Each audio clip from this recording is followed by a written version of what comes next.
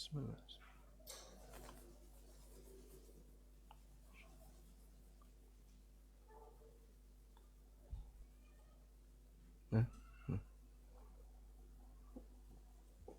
Assalamualaikum warahmatullahi wabarakatuh.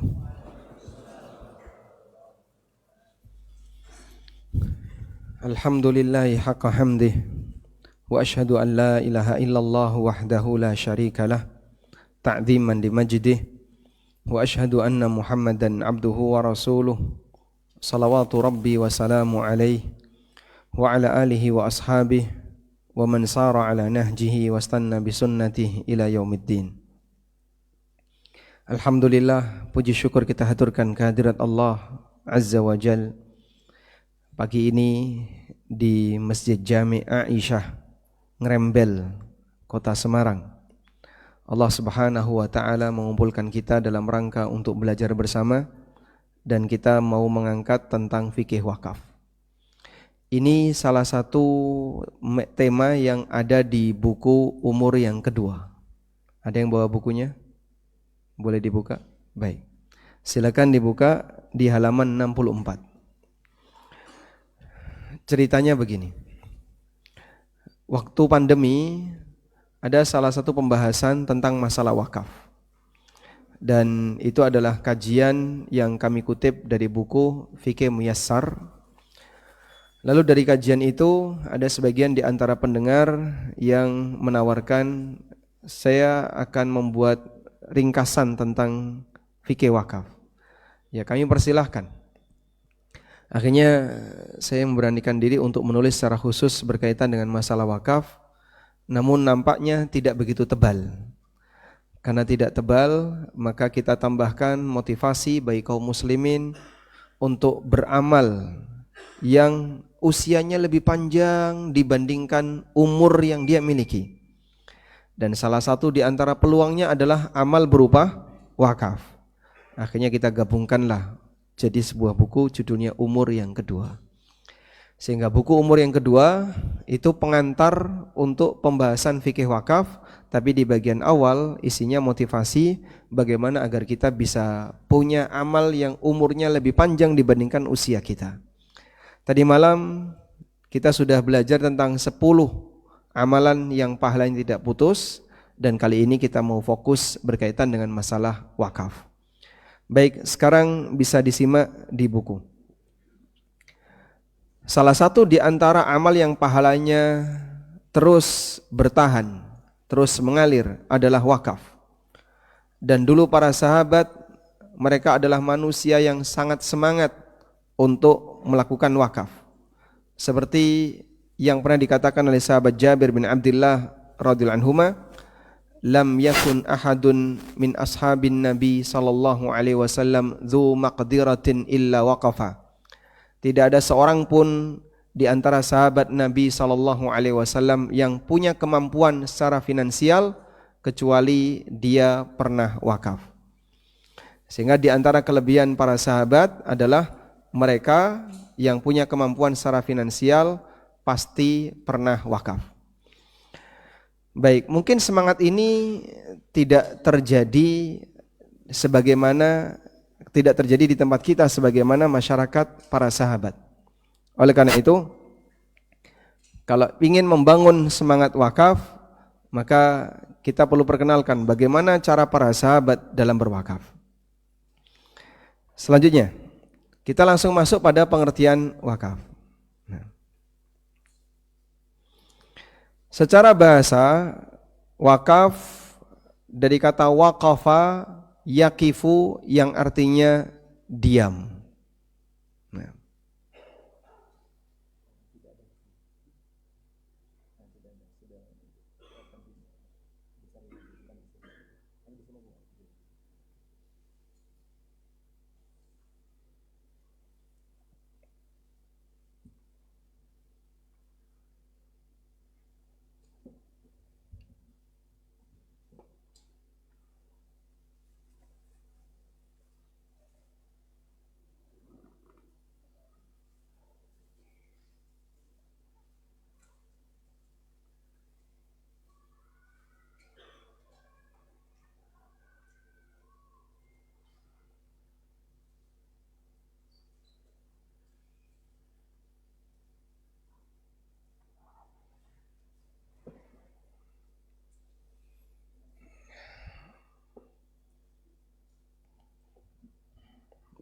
Baik, kita lanjutkan ya. Ini sambil diupayakan adanya iPad. Nah, iPad-nya ada di kantong mobil, sedang dicari. Nah, mudah-mudahan nanti kalau ketemu bisa dibawa ke sini, biar nanti bisa ditayangkan di depan ya. Kita lanjutkan. Jadi kata wakaf secara makna bahasa artinya apa tadi? Diam. Artinya diam. Dalam bahasa Arab tempat parkir itu sebutannya apa? Mauqif. Karena dia tempat mobil diam. Sedangkan secara istilah Ibnu Qudamah rahimahullah menyampaikan definisi al-waqfu huwa tahbisul asli wa tasbilul manfa'ah. Wakaf adalah tahbisul asli wa tasbilul manfa'ah. Menahan harta pokok namun menjadikan fi sabilillah untuk manfaatnya. Saya ulang. Menahan harta pokok namun mensedekahkan hasilnya. Coba dilihat kata tasbilul manfaah. Disebut tasbil dari kata fi sabilillah. Karena itu sebutan lain untuk wakaf adalah at-tasbil. Sehingga kalau ada orang mengatakan hadhihi ardun musabbalah, ini adalah tanah yang musabbalah. Musabbalah itu artinya diwakafkan. Maksudnya tanah yang ditasbil. Artinya tanah yang dijadikan fi sabilillah. Nah, dalil tentang ini adalah hadis dari Umar bin Khattab radhiyallahu anhu ketika beliau mau mewakafkan lahan yang beliau miliki di daerah Khaybar. Jadi Umar mendapatkan ghanimah berupa kebun di daerah Khaybar, lalu beliau ingin wakafkan. Kemudian Nabi SAW mengatakan, ihbis aslaha wasabbil thamrataha. Kau tahan harta asalnya, yaitu kebun itu, jangan kau jual, jangan kau hibahkan, jangan kau berikan kepada orang lain, jangan kau wariskan. Wasabbil thamrataha, tapi ditasbil hasilnya. Disitulah ada kata wasabbil, sehingga wakaf itu intinya adalah at-tasbil. Selanjutnya tentang dalil disyariatkannya wakaf. Ada beberapa dalil tentang syariat wakaf. Di antaranya yang pertama firman Allah Ta'ala di surat Ali Imran ayat 115. Wa ma yaf'alu min khairin falyukfaru wallahu alimun bil muttaqin. Dan apa saja kebaikan yang mereka kerjakan, maka mereka tidak dihalangi untuk menerima pahalanya. Wallahu alimun bil muttaqin, dan Allah Maha mengetahui orang-orang yang bertakwa. Baik. Dan ini kaidah umum, motivasi yang diberikan oleh Al-Qur'an agar orang itu beramal. Dalil yang lain adalah firman Allah Subhanahu wa taala di surat Al-Baqarah ayat 267. Ya ayyuhalladzina amanu anfiqu min thayyibati ma kasabtum wa mimma akhrajna lakum minal ardh. Wahai orang yang beriman, infakkanlah hasil terbaik dari kerja kalian dan apa yang kami keluarkan untuk kalian minal ardi dari tanah. Maksudnya adalah hasil pertanian. Ini dalil yang sifatnya global. Motivasi yang diberikan oleh Allah Subhanahu wa taala kepada kaum muslimin agar mereka mensedekahkan manfaat kepada masyarakat. Kemudian ada dalil yang lebih spesifik. Pertama adalah firman Allah di surat Ali Imran ayat 92.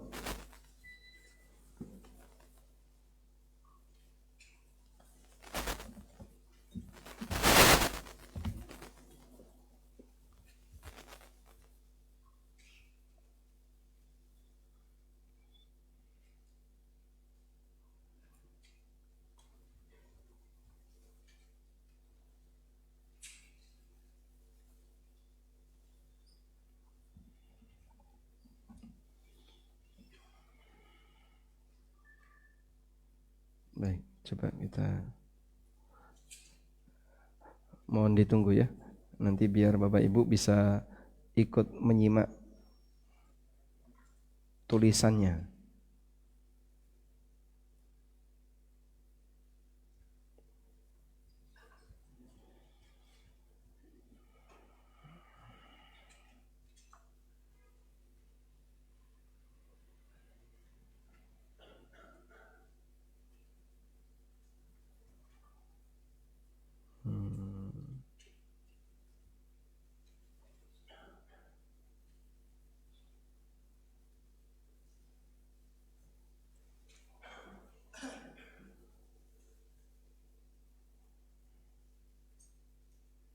Alhamdulillah. Nah, insyaallah kalau ini mudah-mudahan nanti lebih jelas.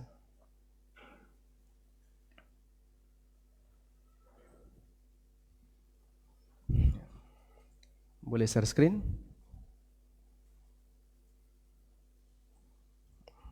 Alhamdulillah. Nah, yang enggak punya buku mulai senyum sekarang. Alhamdulillah. Coba kita mulai dari mana tadi? Dari kata at-tasbil tadi ya. Nah, dalil-dalil tentang wakaf. Dimulai dari sini. Nah, sekarang kita lihat dalil yang lebih spesifik tentang wakaf. Allah berfirman, "Lan tanalul birra hatta tunfiqu mimma tuhibbun."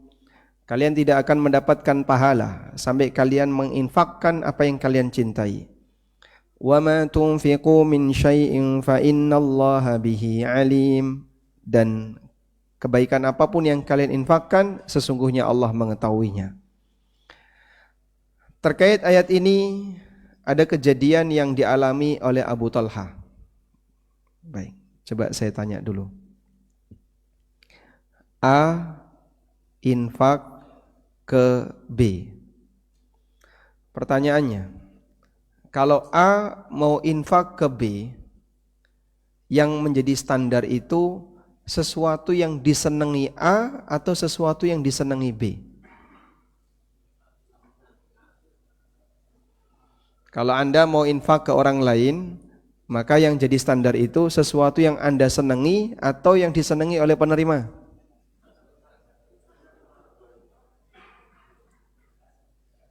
Keduanya.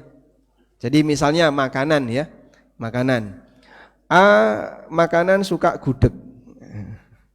B makanan suka padang, misalnya ya. Baik. Kalau A mau bersedekah makanan kepada B, itu dia ngasih padang atau ngasih gudeg?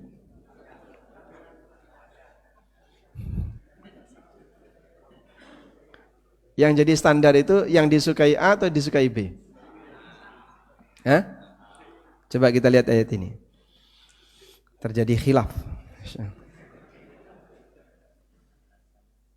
Allah Subhanahu wa taala berfirman berkaitan dengan bagaimana cara beramal. Di surat Al-Insan ayat 8 Allah menceritakan tentang ciri penduduk surga. Di antaranya adalah wa yut'imuna at-ta'ama 'ala hubbihi miskinan wa yatiman wa asira. Mereka suka memberikan makanan yang dia sukai. Mereka suka memberikan makanan yang dia sukai. Berarti makanan yang disukai di sini disukai A atau disukai B? Pemberi atau penerima? Pemberi. Yang disukai oleh pemberi. Sehingga standar yang disukai di situ adalah disukai oleh pemberi. Aku senang gudeg, maka saya kasihkan gudeg itu kepada orang lain. Dia siap untuk melepas apa yang dia cintai. Tapi B enggak sukai, Pak. B sukanya sego padang, yaitu nanti urusan B. Tapi secara amal bahwa orang itu menyerahkan apa yang dia sukai. Inilah makna dari ayat yang tadi kita baca, lan tanalul birra hatta tunfiqu mimma tuhibbun. Kalian tidak akan mendapatkan pahala sampai kalian menginfakkan apa yang kalian cintai. Sehingga kalau ingin mendapatkan pahala puncak dalam beramal, Bapak lihat seisi rumah yang paling Bapak senangi apa? Ada yang senang perabotan, ada yang senang kendaraan, ada yang senang apalagi pakaian, ada yang senang A, ada yang senang B. Sehingga masing-masing orang punya kecintaan yang berbeda. Bagi mereka yang senang kendaraan, melepas motor itu berat. Daripada saya melepas motor, mending saya ngasih uang. Daripada saya melepas perabotan, mending saya kasih makanan, saya ngasih beras, dan seterusnya. Karena itu, kalau kita berbicara seperti apa standar yang kita infakkan, Allah ajarkan mimma tuhibbun, yaitu apa yang kalian cintai dari harta yang mau kalian infakkan. Terkait ayat ini ada sebuah kejadian yang dialami oleh Abu Talha. Anas bin Malik bercerita. Apa hubungan Anas dengan Abu Talha? Apa hubungan Anas dengan Abu Talha? Hubungannya apa, Pak? Apa hubungan Anas? Santri mana santri? Tulab, ayyuhat tulab. Ma'ilaqa baina Anas wa Abi Talha. Nah, la adri. Oke. Gimana?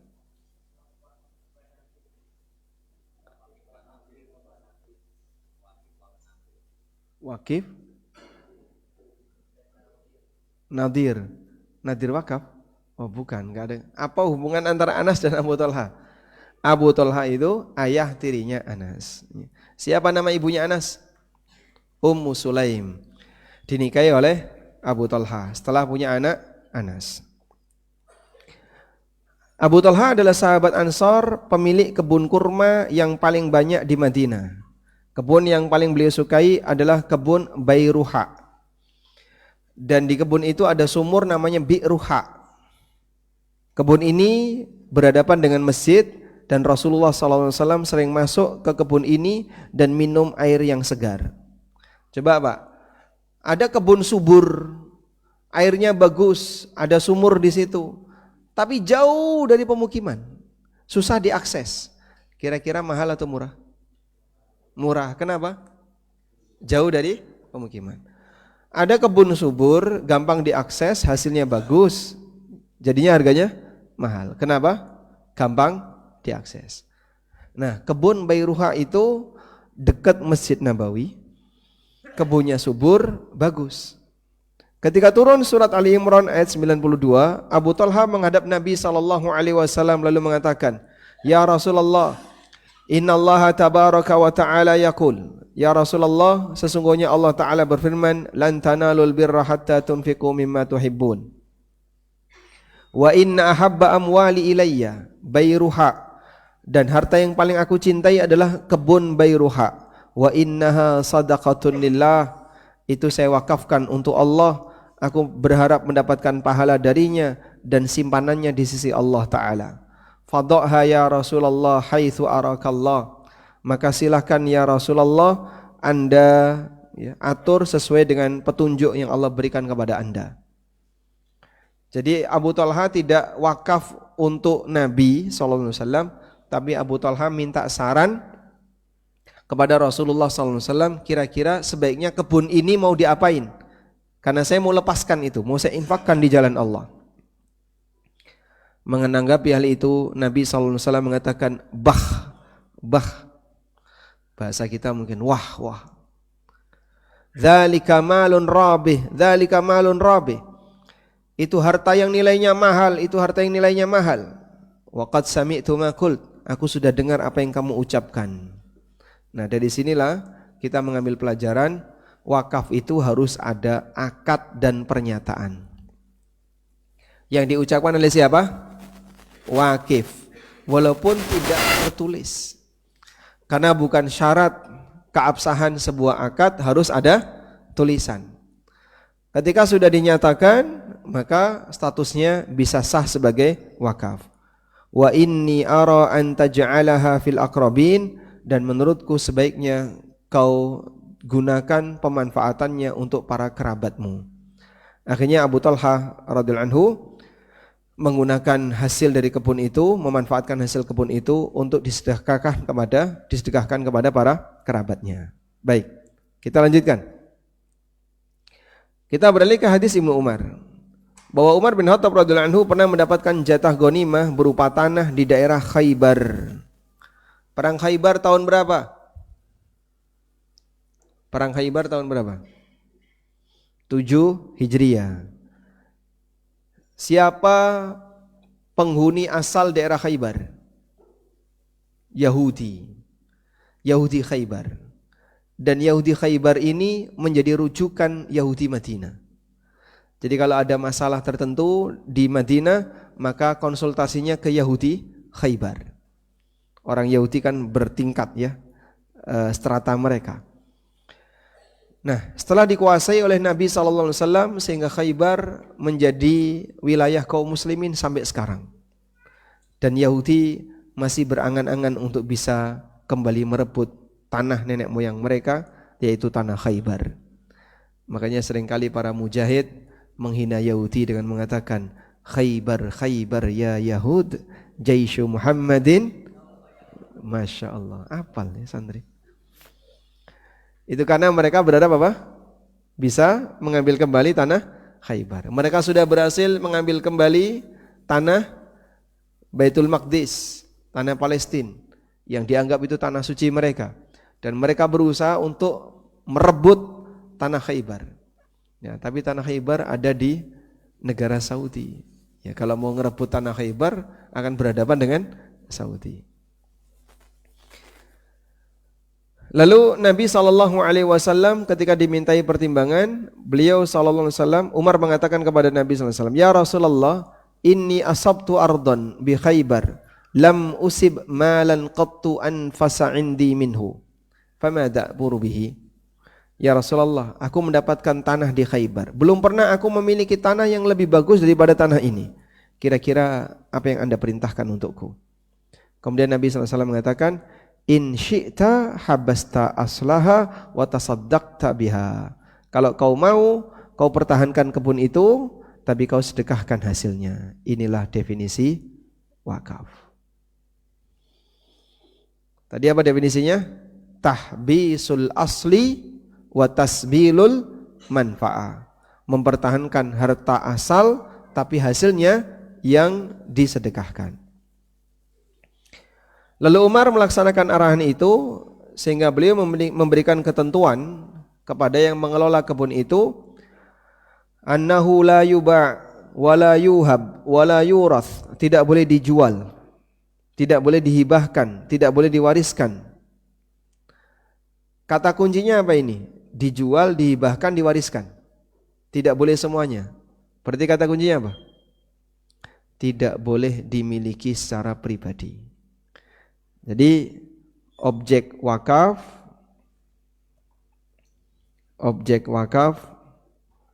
tidak boleh dimiliki gimana? Secara pribadi.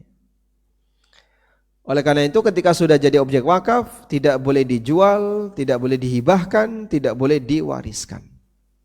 Karena kalau dihibahkan maka nanti jadi pemilik penerima hibah. Kalau diwariskan berarti jadi pemilik penerima warisan. Maka sesuatu yang sudah diwakafkan tidak lagi menjadi harta milik wakif.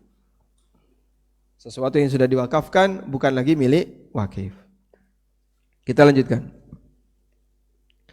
Wa tasaddaqa biha fil fuqara, dan disedekahkan hasilnya untuk orang fakir, untuk kerabat dekat, untuk para budak, dan fi sabilillah, ibnu sabil, waddaif, tamu, la junaha ala man waliyaha ayakula minha bil ma'ruf, dan boleh bagi yang ngurusi untuk makan hasilnya dengan cara sewajarnya, wa yut'ima, dan boleh makan dari hasilnya, ghaira mutamawwil. Nah, di sini ada catatan. Tapi tidak boleh dijadikan sebagai sumber pendapatan. Ghaira mutawwil, tidak bisa disimpan. Sehingga memperkaya diri dari objek wakaf itu tidak boleh. Kalau turut memanfaatkan objek wakaf hukumnya boleh. Paham ya? Baik. Masjid ini wakaf enggak?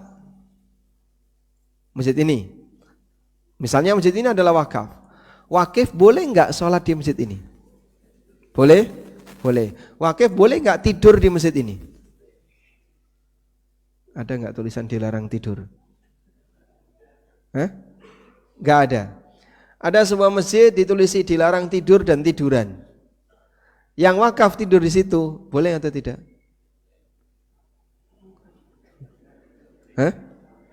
Yang wakaf tidur di situ, boleh atau tidak? Tidak boleh. Kenapa? Sudah bukan miliknya dan itu sudah ada aturannya. Loh, tapi aku yang ngasih ini. Tapi ini sudah bukan milik bapak lagi. Ada aturannya sekarang, dilarang tidur dan tiduran. Kita lanjutkan ya. Nah, dari situlah yang menjadi alasan para ulama mengapa zakat itu tidak boleh untuk masjid. Jadi kenapa zakat itu tidak boleh untuk masjid? Karena nanti muzaki pasti akan memanfaatkan masjid ini. Sehingga muzaki yang dia ngasih zakat ke masjid, misalnya masjid ini dibangun dengan dana zakat dari si A. Terus si A sholat di situ. Berarti kan ada manfaat masjid yang kembali kepada muzaki, yang kembali kepada si A. Sehingga zakatnya tidak 100% lepas dari kepemilikannya. Karena dia atau lepas dari haknya. Karena dia masih bisa memanfaatkan. Dipahami insyaallah? Sehingga zakat untuk masjid tidak boleh. Terus masjid apa Pak?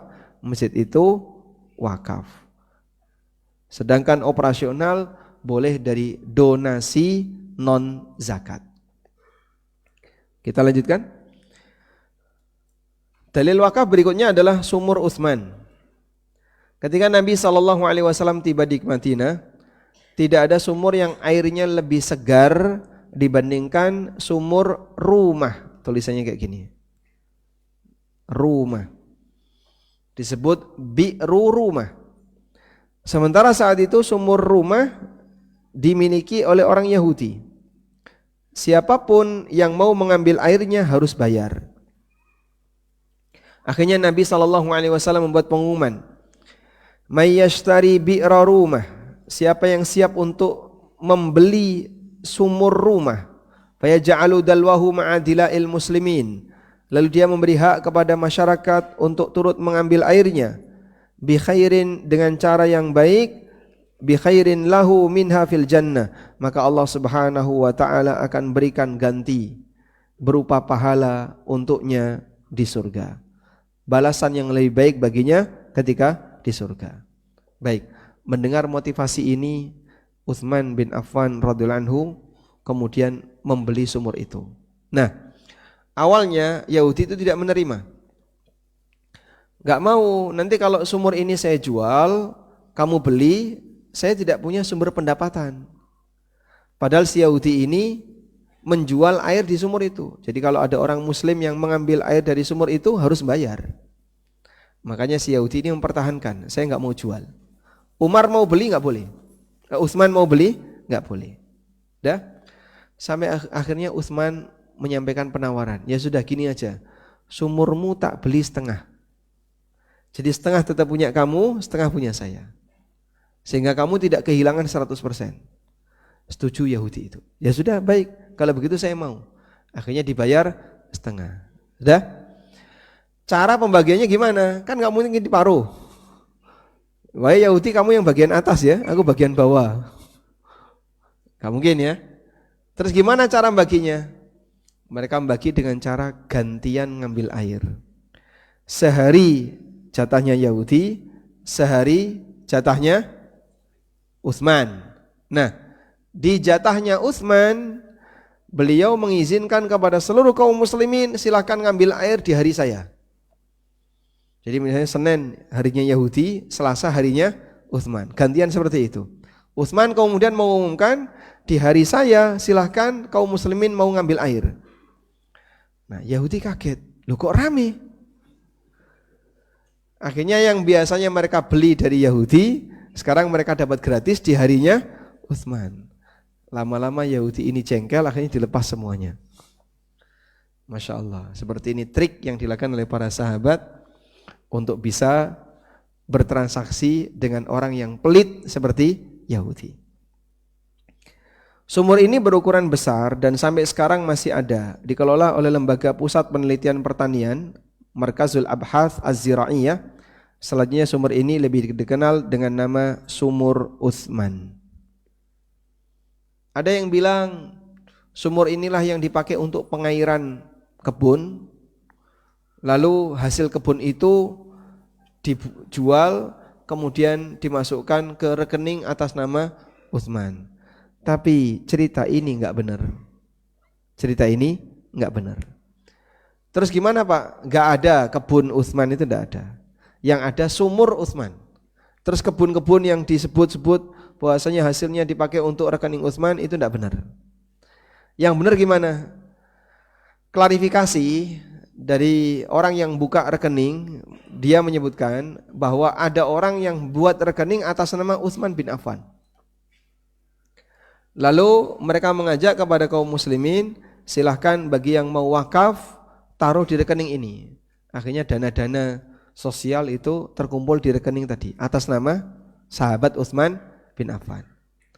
Maka ada hotel Utsman, itu sama seperti ada masjid Abu Bakar, ada masjid Ali bin Abi Thalib, ada hotel namanya Hotel Utsman bin Affan, yang katanya itu dibangun dari hasil wakaf, bukan dari hasil dana-dana wakaf, bukan dari hasil kebun kurma. Wallahu a'lam.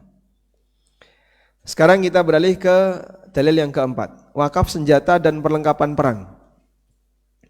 Dari Abu Hurairah radhiyallahu anhu, Nabi SAW pernah bersabda tentang Khalid bin Walid, wa amma Khalidun qad ihtabasa adra'ahu wa a'tudahu fi sabilillah. Adapun Khalid, dia telah mewakafkan baju perang dan perlengkapan perang lainnya untuk fi sabilillah. Jadi Khalid bin Walid, kenapa beliau tidak membayar zakat untuk senjata? Karena beliau jadikan senjata itu sebagai apa? Wakaf. Beliau jadikan senjata itu sebagai wakaf. Nah, karena ceritanya Khalid bin Walid ini ditarik zakat, sebab beliau punya koleksi senjata banyak sekali dan itu mahal-mahal. Nah, sama amil ditarik, ternyata Khalid nggak mau bayar zakat. Lalu Nabi SAW memberikan klarifikasi, beliau menahan senjata-senjata itu fi sabilillah, sehingga tidak perlu dizakati, karena itu bukan barang dagangan. Wallahu a'lam. Selanjutnya kita lihat semangat para sahabat untuk wakaf. Jabir bin Abdullah mengatakan, lam yakun ahadun min ashabin Nabi sallallahu alaihi wasallam dzu maqdiratin illa waqafa. Tidak ada seorang pun sahabat Nabi sallallahu alaihi wasallam yang punya kemampuan finansial kecuali mereka pernah wakaf. Ini sahabat. Sehingga sahabat bagi mereka hampir semuanya punya amal berupa wakaf. Dan tadi sudah kita singgung ya, semangat semacam ini mungkin sudah hilang di zaman sekarang. Bukti wakafnya para sahabat sangat banyak, sampai Imam Syafi'i rahimahullah mengatakan, balagani anna thamanina sahabiyan minal ansar tasaddaqu bisadaqatin muharramatin. Aku mendapatkan berita bahwa ada 80 sahabat Ansar yang melakukan sedekah muharramah. Nah, sedekah muharramah ini maknanya adalah wakaf. Imam Asy-Syafi'i rahimahullah menyebut wakaf dengan sedekah muharramah. Imam Syafi'i menyebut wakaf dengan sedekah muharramah. Bi sadaqatin muharramatin. Kenapa disebut sedekah muharramah? Karena sedekah wakaf itu tidak boleh diperjualbelikan, harus dipertahankan. Wallahu a'lam. Selanjutnya kita beralih ke wakaf Nabi SAW. Beliau merupakan pemimpin dalam masalah wakaf, karena ketika beliau diberi harta oleh Allah, beliau tidak menyimpannya selain untuk nafkah keluarganya dan sisanya untuk umat. Demikianlah kedermawannya Nabi SAW. Dari Abu Hurairah radhiyallahu anhu, Nabi sallallahu alaihi wasallam bersabda, "Lau kana li mithlu Uhudin dhahaban, ma yasurruni alla yamurra alayya thalathun wa indi minhu syai'un." Aku berandai-andai, andaikan aku memiliki emas sebesar gunung Uhud, maka aku tidak ingin emas itu tertahan di tempatku selama 3 hari, kecuali sebagian yang aku siapkan untuk nebus utangku. Jadi kalau Nabi SAW punya emas segede gunung Pati, maka beliau tidak akan mempertahankan itu berapa lama? Sampai 3 hari. Sudah habis disedekahkan. Kecuali beliau mengambil sebagian kecil yang itu mau beliau gunakan untuk bayar utang. Karena Nabi SAW punya utang. Hingga saat beliau meninggal, semua hartanya untuk umat. Seperti ini pengakuan Amr ibn al-Harith, ipar beliau, saudaranya Juwairiyah Ummul Mukminin. Ma taraka Rasulullah sallallahu alaihi wasallam dinaran wala dirhama. Rasulullah sallallahu alaihi wasallam tidak meninggalkan warisan berupa dinar maupun dirham, wala abdan maupun budak, wala amatan, budak laki maupun perempuan, illa baglatahul bayda, selain bighal beliau yang berwarna putih, allati kana yarkabuha, yang sering ditunggangi oleh Nabi sallallahu alaihi wasallam, wasilahahu, dan senjata beliau, wa ardon ja'alaha libnis sabili sadaqatan, dan tanah yang beliau gunakan untuk menampung Ibnu Sabil sebagai sedekah. Dan Ibnu Sabil yang dimaksud adalah orang yang datang ke kota Madinah dalam rangka untuk belajar Islam bersama Nabi sallallahu alaihi wasallam. Berikut ini beberapa daftar wakaf Nabi sallallahu alaihi wasallam. Pertama, Masjid Quba. Beliau bangun masjid ini pertama kali ketika beliau tiba di kota Madinah, sebelum memasuki kota Madinah. Jadi beliau datang dulu ke Quba, kemudian bertahan di situ, bahkan sampai Jumatan di situ, baru setelah itu beliau datang ke Madinah. Berapa jarak Quba dan Masjid Nabawi? Ya, ada yang nyebut kurang lebih 5 kilo, tidak terlalu jauh. Dan Nabi SAW kadang jalan kaki ke Quba 5 kilo. Berikutnya adalah Masjid Nabawi di kota Madinah. Beliau juga pernah wakaf 7 kebun yang dulu milik orang Yahudi bernama Mukhayrik. Dia terbunuh saat perang Uhud, dan sebelum mati Mukhayrik berpesan, jika aku mati maka hartaku untuk Rasulullah sallallahu alaihi wasallam. Silahkan beliau atur sesuai dengan petunjuk Allah Ta'ala. Lalu Nabi sallallahu alaihi wasallam mengambil hasil kebun itu untuk nafkah keluarga pemiliknya selama setahun, sementara sisanya beliau gunakan untuk pengadaan senjata, perlengkapan perang, dan kemaslahatan kaum muslimin yang lainnya. Wallahu a'lam. Walhamdulillahirabbil alamin. Baik. Ini beberapa dalil tentang motivasi wakaf. Nah, mulai ngantuk. Yang di luar nggak dapat tempat ya? Masih ada yang di luar? Mungkin boleh merapat ke sebelah kiri, itu agak lebih longgar.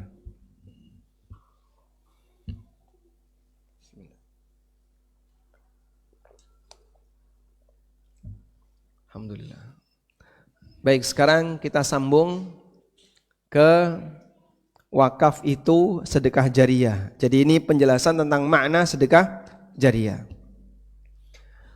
Kalau Bapak Ibu sering mendengar sedekah jariyah dipahami oleh para ulama itu adalah wakaf. Dari Abu Hurairah radhiyallahu anhu, Rasulullah SAW bersabda, "Idza matal insan inqata'a amaluhu." Apabila manusia mati maka seluruh amalnya terputus kecuali 3 amal. Salah satunya sedekah jariyah. Apa yang dimaksud dengan jariyah? Jariyah artinya sesuatu yang terus mengalir. Berarti sedekah jariyah adalah sedekah yang pahalanya terus mengalir. Sedekah yang pahalanya terus mengalir. Itulah wakaf. Para ulama menjelaskan bahwa yang dimaksud dengan sedekah jariyah dalam hadis ini adalah wakaf. An-Nawawi ketika menjelaskan hadis ini beliau menyatakan, wa kadzalika shadaqatul jariyatu wa hiyal waqfu. Demikian pula sedekah jariyah yang itu merupakan wakaf. Al-Khatib Asy-Syirbini juga mengatakan, as-sadaqatul jariyatu mahmulatun indal ulama 'alal waqfi. Sedekah jariyah itu dipahami oleh ulama sebagai wakaf. Sebagaimana keterangan Ar-Rafi'i, karena sedekah-sedekah yang lain bukan jariyah. Baik. Kenapa sedekah jariyah itu definisinya adalah wakaf? Karena objek wakaf itu permanen, sehingga selama objek itu dimanfaatkan, maka pahalanya akan terus mengalir. Nah, selanjutnya, kalau orang infak di masjid, infak di masjid itu wakaf atau bukan? Infak di masjid itu wakaf atau bukan? Baik, diskusi kelompok. Kelompok 1, kelompok 2, kelompok 3, ibu-ibu kelompok 4. Boleh? Silakan diskusi kelompok, waktu Anda setengah menit.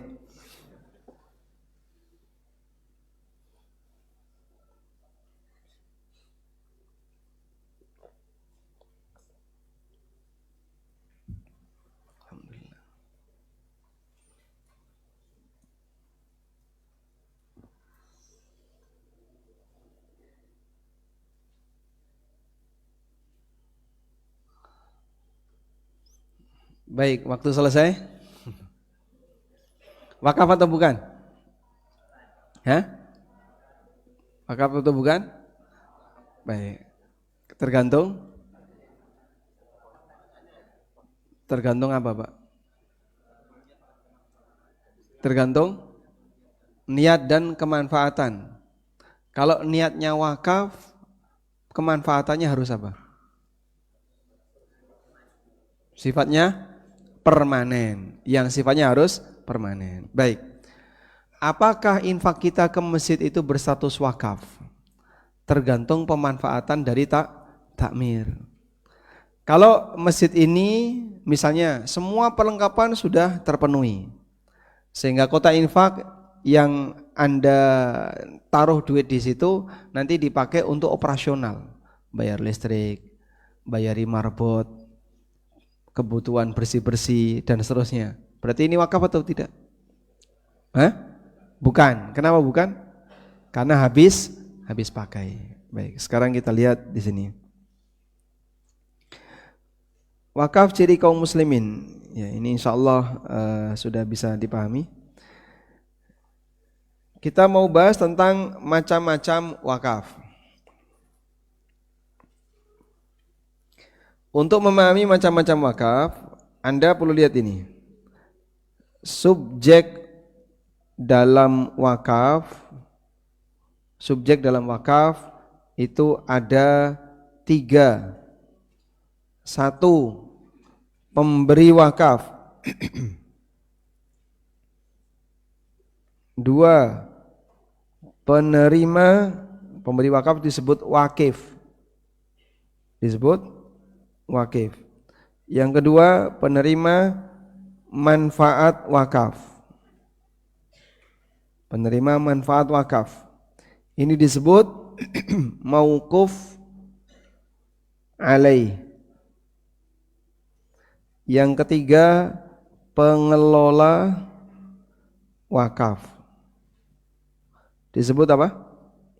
Nadhir wakaf. Baik. Jadi kalau kita bicara tentang masalah subjek wakaf, ada 3 pihak ini. Ada? Berarti apakah wakaf itu milik nadhir? Bukan. Nadhir itu hanya pengelola, bukan pemilik. Sehingga kalau saya wakaf ke ormas, apakah itu jadi milik ormas? Saya ulang ya. Kalau saya wakaf ke ormas, apakah itu jadi milik ormas? Bukan. Maka statusnya ormas di sini hanyalah nadhir, pengelola, bukan pemilik. Paham ya? Baik. Nah, pembagian wakaf itu dilihat dari siapa penerima manfaatnya. Penerima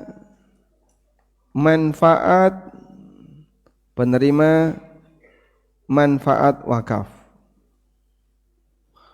Penerima manfaat wakaf, 1, boleh dibatasi. 2, boleh kebalikannya, boleh tidak dibatasi. Pertanyaannya, bolehkah penerima manfaat wakaf itu dibatasi? Boleh atau tidak? Saya ulang. Bolehkah penerima manfaat wakaf itu dibatasi? Ya? Boleh. Penerima manfaat wakaf boleh dibatasi. Baik, berangkat dari bolehnya penerima manfaat wakaf dibatasi, maka di situ muncul pembahasan ini, macam-macam wakaf. Dilihat dari sasarannya. Sasarannya berarti mauquf alaih, penerima manfaat wakaf. Maka wakaf ada dua. Satu, ada wakaf yang disebut dengan wakaf khairi atau wakaf sosial, yaitu wakaf yang sasaran penerimanya adalah masyarakat umum tanpa dibatasi. Itu namanya wakaf khairi. Contohnya masjid ini wakaf khairi. Termasuk juga wakaf sumur, lembaga pendidikan dan seterusnya, itu statusnya wakaf khairi. Yang kedua, ada wakaf yang disebut dengan wakaf dzurri. Apa itu wakaf dzurri? Wakaf yang penerima manfaatnya adalah anggota keluarga, khusus anggota keluarga. Namanya wakaf dzurri. Wakaf dzurri disebut juga dengan wakaf ahli.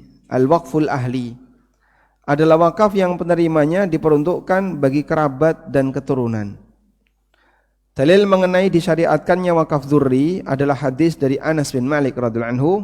Beliau menceritakan tentang Abu Talha yang mewakafkan kebun paling bagus yang beliau miliki. Kemudian Abu Talha mengatakan bagaimana?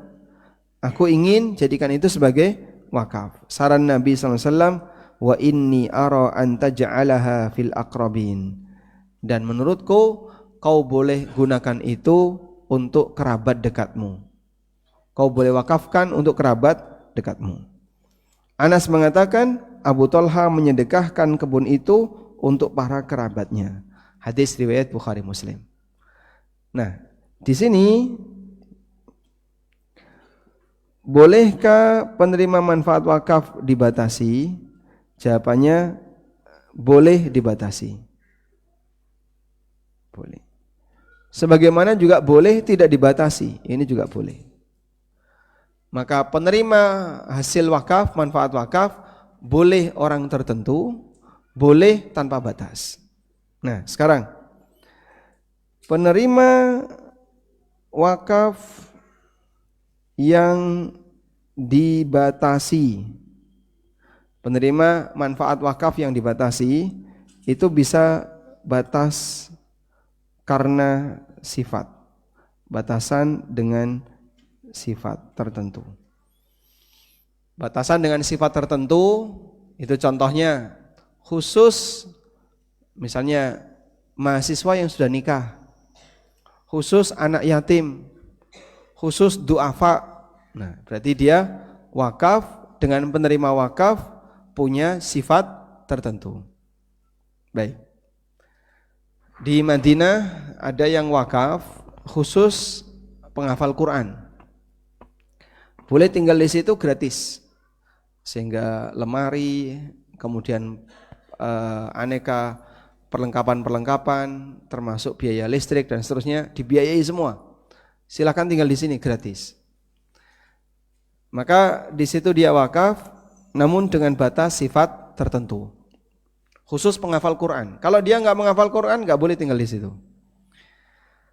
Kemudian bisa juga batas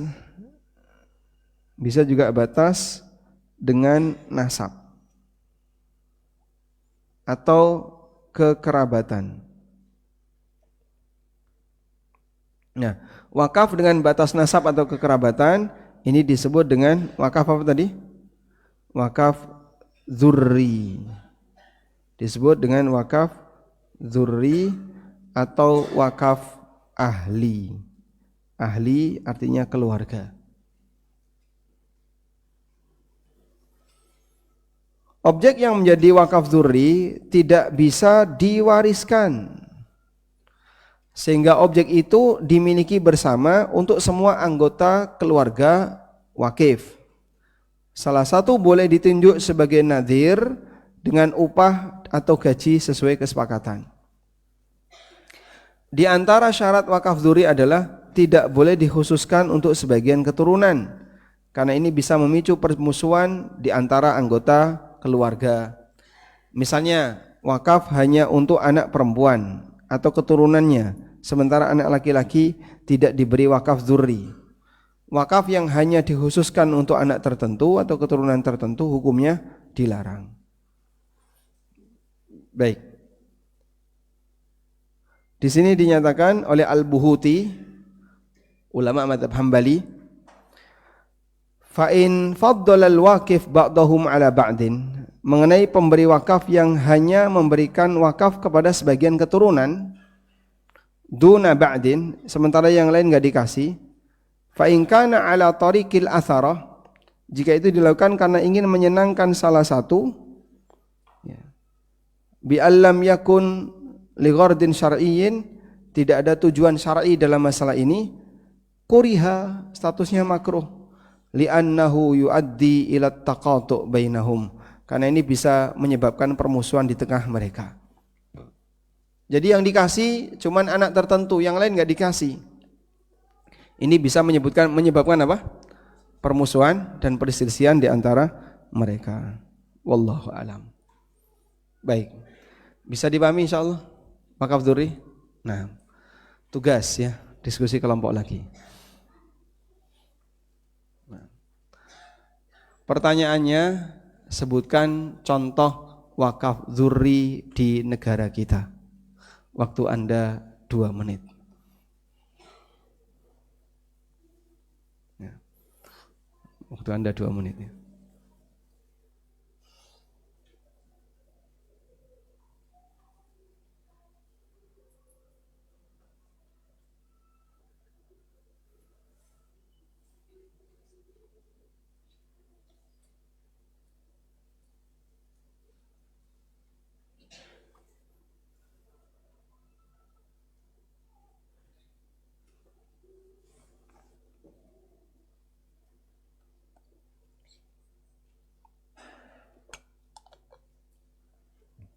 Alhamdulillah.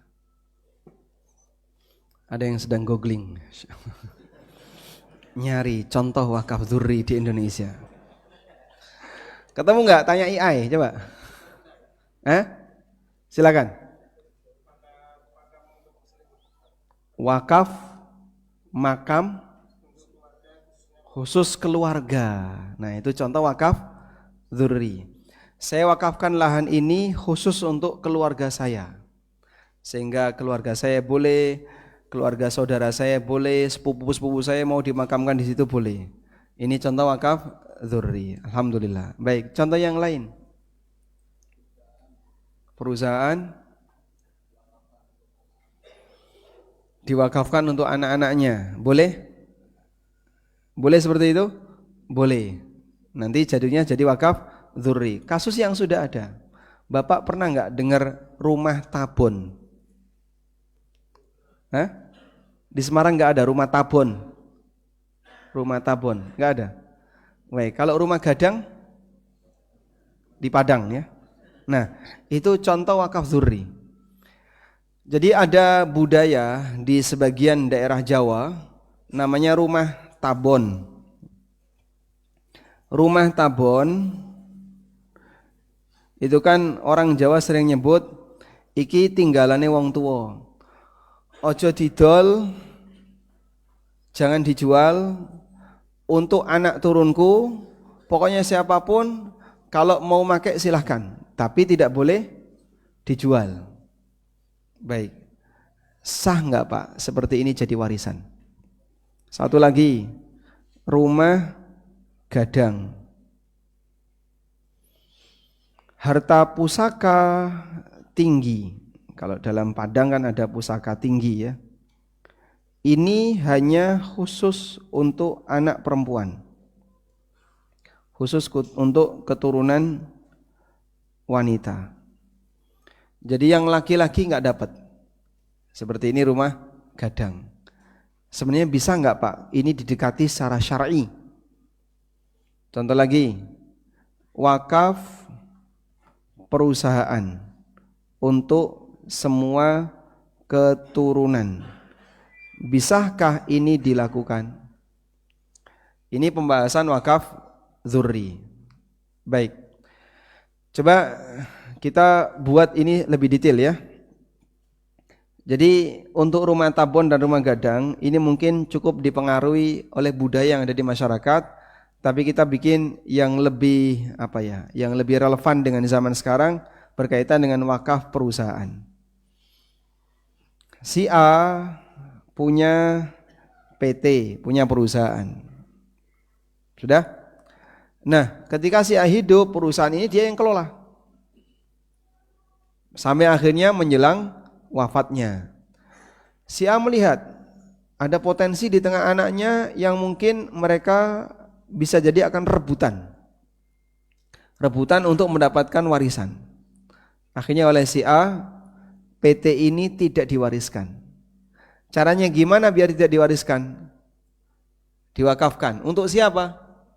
Untuk yayasan A, yayasan B. Maka dia kehilangan. Anaknya pun kehilangan. Nanti anaknya, istrinya akan kehilangan hak terhadap perusahaan itu jika sudah diwakafkan ke orang lain. Lalu bagaimana caranya?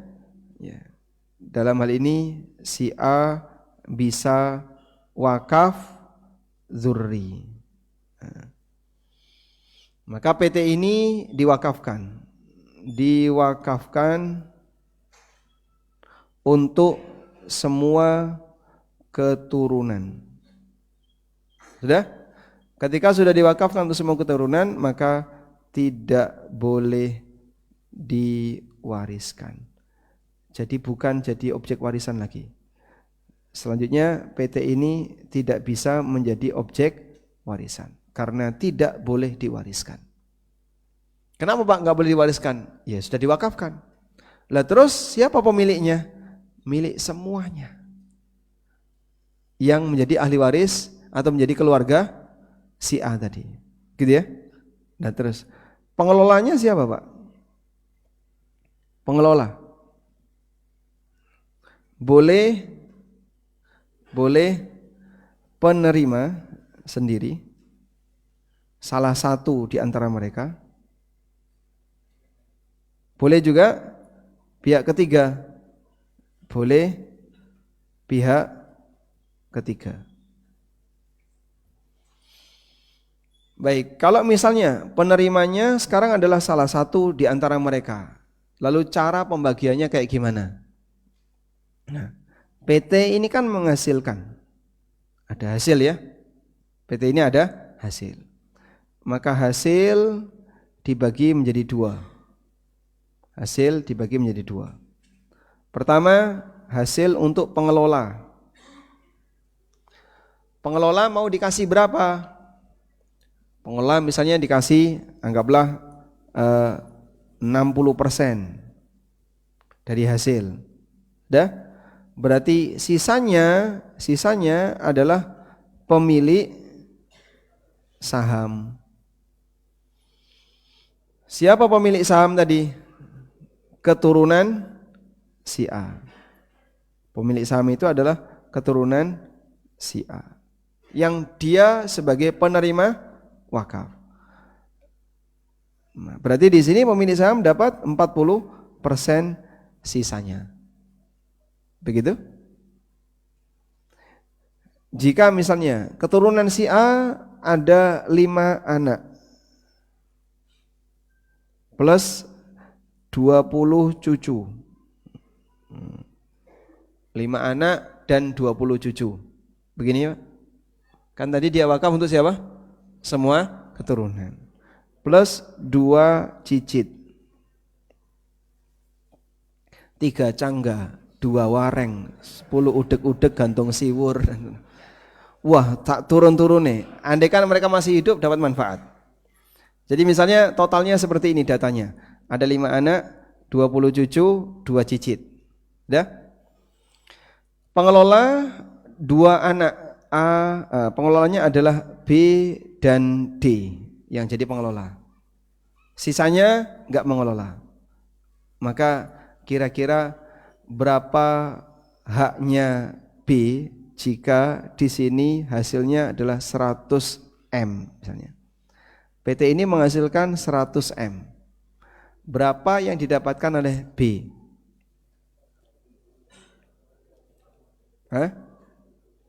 B dapat berapa?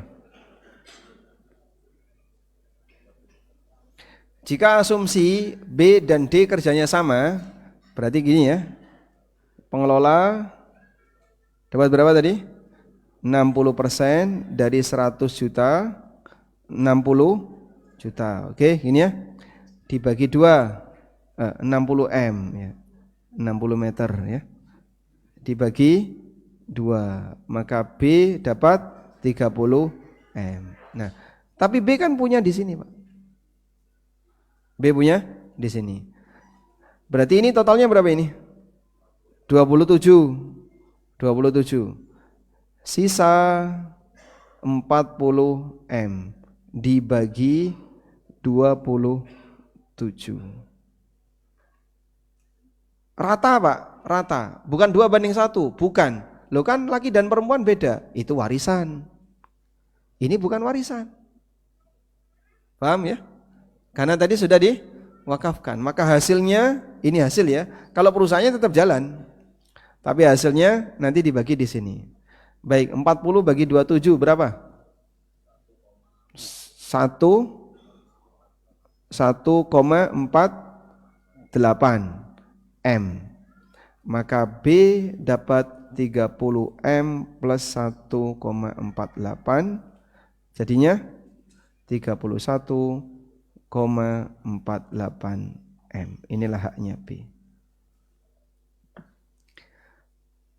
Insya Allah cukup jelas? Baik, pertanyaannya, bagaimana cara ngitung zakatnya?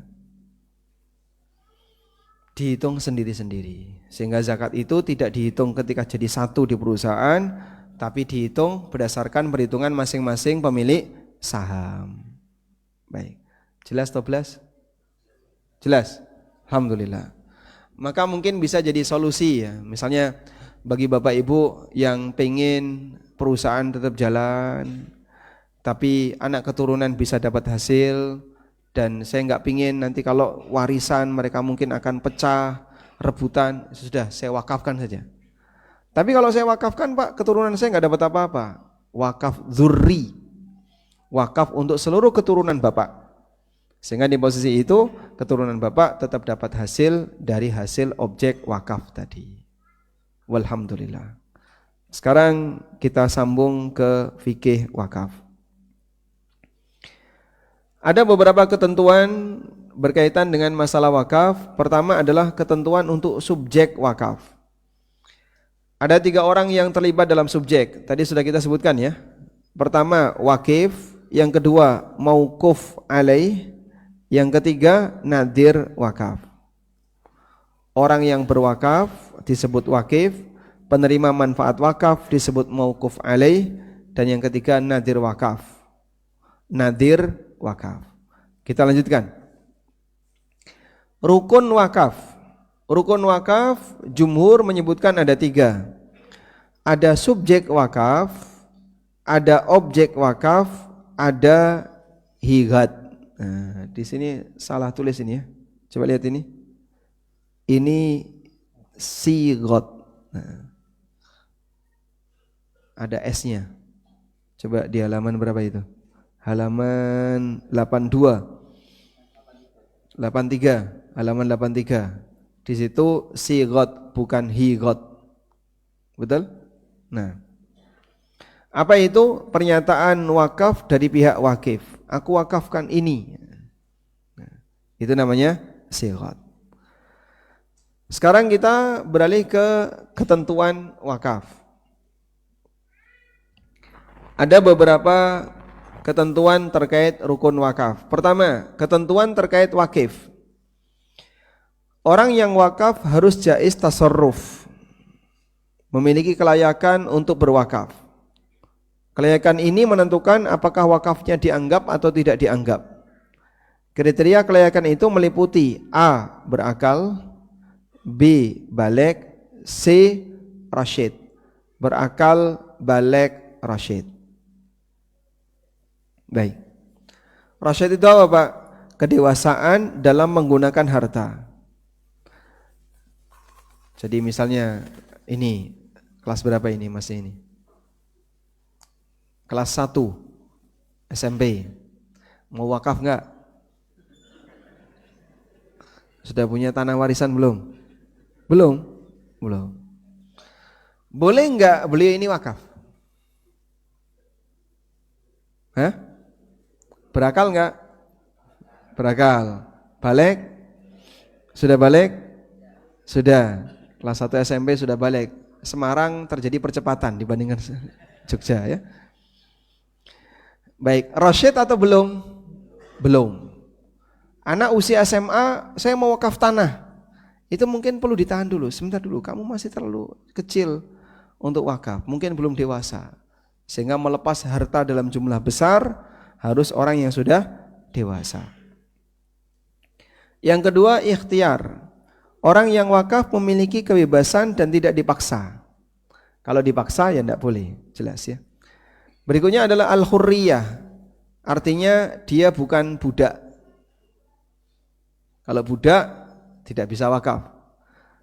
Berikutnya, wakif harus memiliki objek itu. Karena wakaf untuk objek yang bukan miliknya tidak sah. Sengketa dengan saudaranya, rebutan tanah, nggak jelas ini milik siapa. Sengketa. Terus salah satu wakaf. Udahlah daripada saya berantem terus sengketa, dah tak wakafkan saja.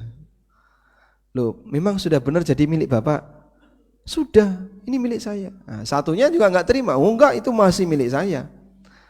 Akhirnya yang masih sengketa seperti ini tidak bisa jadi objek wakaf. Baik. Di Sidoarjo itu ada ya, sebuah lahan yang diwakafkan. Tapi tiba-tiba pasca wakaf ada sengketa. Akhirnya yayasan sebagai nadir wakaf berusaha sekuat tenaga mempertahankan, jangan sampai itu hilang. Sehingga sampai ke pengadilan dan seterusnya, berapa habisnya? Kalau nggak salah sekian ratus juta. Sekian ratus juta. Untuk bisa bertahan menang di pengadilan. Dan alhamdulillah menang. Alhamdulillah menang. Tapi sudah harus mengeluarkan uang sekian ratus juta dan itu iuran dari para jamaah untuk mempertahankan objek wakaf yang mau dirampas sama orang lain. Jadi sampai naik ke pengadilan, bayar sekian ratus juta. Sebab di negara kita produk hukum itu mahal. Nah, betul Pak ya? Jadi antara produk pabrik dengan produk hukum mahal mana? Untuk ketok palu tuk itu butuh waktu yang panjang, melelahkan dan harganya mahal. Selanjutnya, ketentuan terkait penerima manfaat wakaf, ketentuan terkait mauquf alaih. Penerima manfaat wakaf lebih longgar dibandingkan ketentuan untuk wakif. Karena posisi penerima tidak mengeluarkan harta, namun hanya menerima. Hanya saja ada beberapa batasan yang perlu diperhatikan. Di antaranya 1, penerima wakaf memungkinkan untuk mendapatkan manfaat dari objek wakaf, sehingga dia harus orang yang masih hidup, kecuali wakaf lahan pertanian, lahan pemakaman. Penerimanya orang yang sudah meninggal. Jadi misalnya saya wakafkan kebun saya atau masjid ini untuk kaum muslimin Palestina di kampung A. Tapi di kampung A muslim disitu mati semua. Ya sudah, wakaf itu jadi tidak berlaku karena penerimanya sudah tidak ada, sudah meninggal. Yang kedua, tidak digunakan untuk maksiat, sehingga tidak boleh wakaf untuk tempat judi, tempat zina, atau tempat ibadah non muslim. Kemarin waktu masih menterinya belum sekarang, untuk menteri agama ya, belum sekarang ya. Sebelumnya menteri agama sebelumnya kan memberikan sebuah penghargaan untuk seorang ibu-ibu yang wakaf tanah, dia muslimah tapi wakaf tanah untuk gereja ya, diberi penghargaan oleh menteri agama. Nah, walaupun ini wakaf yang tidak sah, karena wakaf tidak boleh untuk kegiatan ibadah non muslim. Tidak disyaratkan untuk memberikan manfaat kembali kepada wakif. Misalnya, penerima harus memberi manfaat, memberikan bagi hasil untuk wakif atau penerima manfaat wakaf harus mengganti dengan objek lain untuk wakif. Kalau kayak gitu jadinya bukan wakaf, tapi tukar tambah dan tukar guling tanah. Saya mau wakafkan ini, tapi dengan syarat digantikan tanah yang itu. Itu wakaf atau bukan? Wakaf. Namanya apa? Tukar guling. Tidak bisa ya gitu. Berikutnya kita beralih ke ketentuan objek wakaf. Pertama, objek wakaf harus halal manfaat. Barang yang haram tidak sah untuk diwakafkan. Jadi misalnya saya mau wakaf rokok, bisa nggak? Nggak bisa. Kenapa? Haram. Contoh, bagaimana cara untuk mengukur ini halal manfaat? Anda taruh di masjid. Kalau cocok berarti halal manfaat. Contoh ya, ada orang mau wakaf berhala. Kira-kira yang cocok ditaruh mana?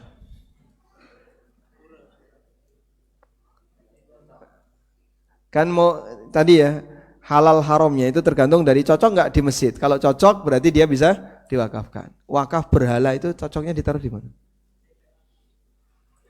Di depan pintu itu ada patung Gupolo. Cocok? Nggak cocok. Alat musik. Ada orang mau wakaf organ tunggal di Masjid Jami' Aisyah. Itu sebaiknya ditaruh mana? Di sebelah sini? Sebelah kanan? Atau di mana? Ada orang mau wakaf gitar, ditaruh di mihrab, cocok nggak? Nggak cocok. Maka benda yang tidak halal manfaat tidak bisa diwakafkan. Yang kedua, objek wakaf harus bernilai. Objek yang tidak punya nilai tidak bisa diwakafkan. Contoh, wakaf akik. Nah, Pak Ustadz, saya punya koleksi akik banyak sekali. Sudah nggak laku, saya wakafkan aja ya untuk pondoknya Pak Ustadz. Terus buat apa Mas? Kalau dulu waktu wabah akik masih ada, ini bisa dicairkan. Sekarang sudah nggak laku. Objek wakaf harus memiliki nilai ketahanan. Artinya objek wakaf tidak boleh habis fisiknya ketika dipakai. Sehingga tidak boleh wakaf beras. Tidak ada wakaf air, wakaf listrik, itu tidak ada. Karena objek-objek seperti ini habis pakai. Paham ya? Nah, tadi inilah yang menjelaskan. Jadi kalau orang memasukkan kotak infak di masjid, apakah jadi wakaf? Jawabannya tergantung pemanfaatan. Kalau pemanfaatannya untuk air, untuk listrik, untuk bahan makanan, maka statusnya bukan wakaf. Tapi di sini ada keterangan ya. Objek yang habis pakai digunakan seperti bahan makanan, air dan semacamnya tidak bisa diwakafkan. Ulama beda pendapat terkait objek yang pemanfaatannya habis pakai. Sebagian ulama membolehkan untuk disebut wakaf, seperti keterangan Syekhul Islam, dan ada yang mengatakan ya itu bukan wakaf. Semuanya sepakat itu bisa disedekahkan, tapi apakah disebut wakaf atau tidak beda dalam penamaan. Dan pendapat yang lebih kuat tidak bisa disebut wakaf. Yang kelima, objek wakaf harus jelas batasannya. Misalnya sebidang tanah dengan luas sekian, kendaraan tertentu dan seterusnya. Jika tidak jelas maka tidak boleh. Orang mengatakan, saya wakafkan sebagian harta untuk masjid. Si A bilang, aku wakafkan sebagian hartaku untuk masjid. Yang mana? Wallahu a'lam. Lah, terus jadinya gimana? Apa semua hartamu? Tadi kan bilangnya sebagian. Sebagian yang mana? Nah, seperti ini contohnya tidak boleh. Yang berikutnya, objek wakaf harus milik penuh wakif dan tidak ada sangkutan dengan pemilik orang lain. Karena seseorang tidak boleh mewakafkan apa yang bukan jadi miliknya. Baik.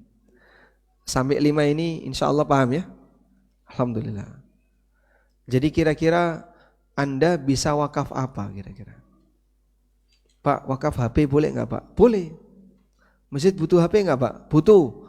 Untuk komunikasi dengan khotib, dengan orang-orang luar masjid, maka bisa wakaf HP untuk masjid dan seterusnya. Kemudian sigot wakaf. Sigot wakaf ada 2, ada sigot yang tegas disebut dengan sigot sharih. Disampaikan terang-terangan, tidak memiliki makna yang lain. Seperti saya wakafkan tanah saya. Yang kedua sigot kinayah, yaitu pernyataan yang disampaikan tidak tegas. Ada kemungkinan bermakna wakaf dan ada yang bisa jadi bukan wakaf. Misalnya seorang mengatakan, kalau untuk pondok pesantren silakan tanah saya dipakai saja. Jadi ada tanah di sebelah pondok. Oleh pondok dimanfaatkan parkir. Nah saat dimintai izin, Pak kami boleh nggak Pak parkir di tanah Bapak? Kalau untuk pondok silakan aja pakai. Untuk pondok boleh pakai. Nah itu kira-kira wakaf atau bukan? Belum tentu wakaf. Atau wakaf dalam bentuk sikap seseorang yang mengizinkan takmir masjid memanfaatkan lahannya guna tempat parkir. Tanahnya punya si A. Kemudian dikapling sama takmir. Kok dikapling, dikonblok. Nah, kalau dikonblok, bagi yang mau parkir silakan di tanahnya si A. Si A diam saja selama berpuluh-puluh tahun. Karena dia ingin memberi manfaat bagi masjid. Itu wakaf atau bukan? Nah, itulah yang disebut dengan sigot kinayah. Jadi sifatnya adalah pernyataan yang tidak tegas atau sikap yang tidak tegas. Pernyataan wakaf yang tidak tegas belum bisa bernilai wakaf sampai ada indikator yang menunjukkan bahwa itu wakaf. Atau pernyataan semisalnya dengan melihat niat orang yang menyampaikannya. Ya. Jadi perlu ditanya, kira-kira ini mau diwakafkan atau tidak? Kalau beliau belum mewakafkan, maka hukum asalnya tidak wakaf. Baik. Langsung saja saya beralih ke berikut ini. Wakaf produktif. Wakaf produktif. Sebentar insya Allah ya, setelah itu tanya jawab. Wakaf produktif adalah objek wakaf yang bisa menghasilkan manfaat dan nanti manfaatnya untuk kegiatan sosial. Jadi di sini ada objek wakaf 1. Di sini objek wakaf 2. Terus di sini rombongan jamaah.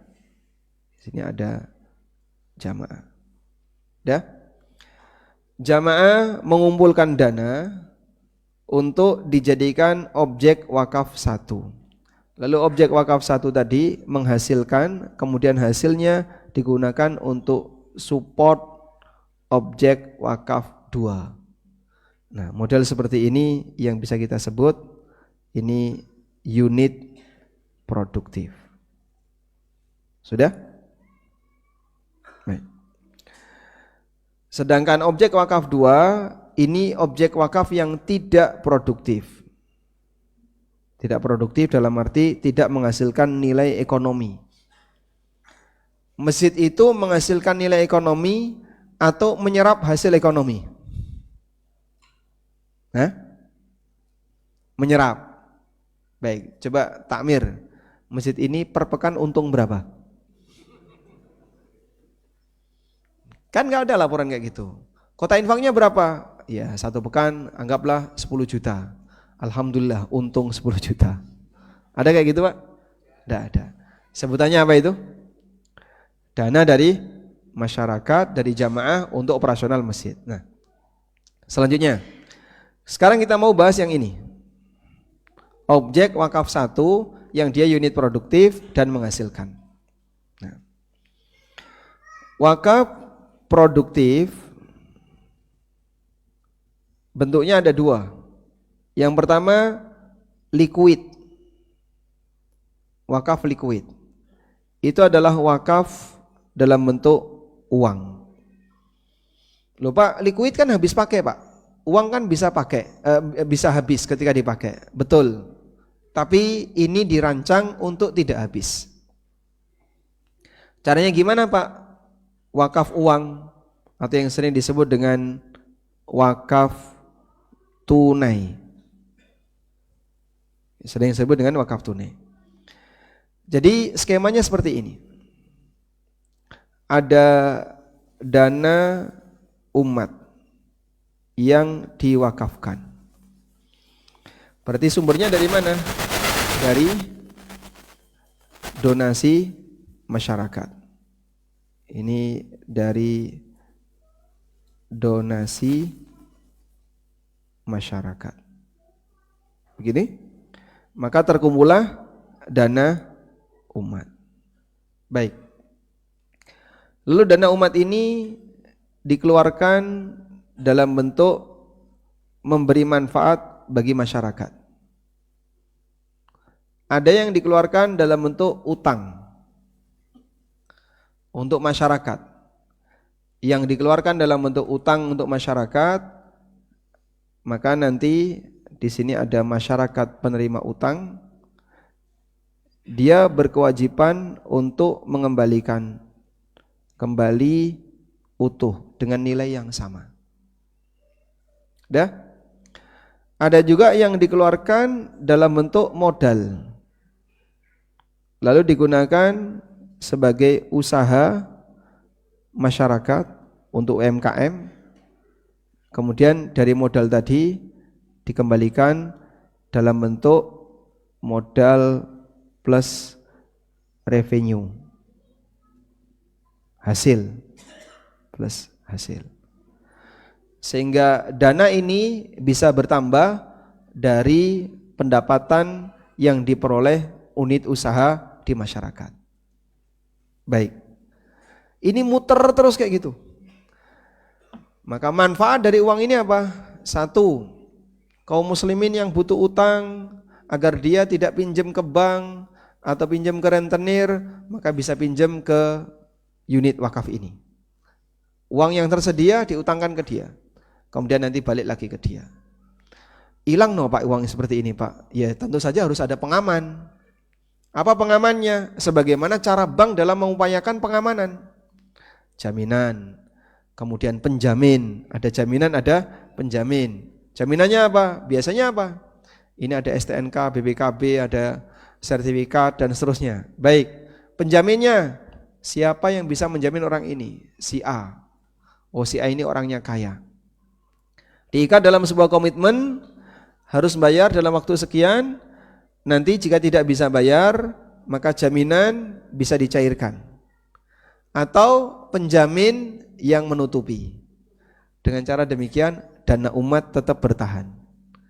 Ya tentu perlu tim, mulai dari tim verifikasi, kemudian nanti beberapa tim pengaman yang lainnya, sampai akhirnya dana itu bisa terjaga dalam posisi aman. Baik. Di saat yang sama dana umat juga bisa dipakai untuk modal. Ada yang butuh modal, saya mau mengembangkan usaha tapi saya nggak punya modal. Baik, boleh pakai dana umat.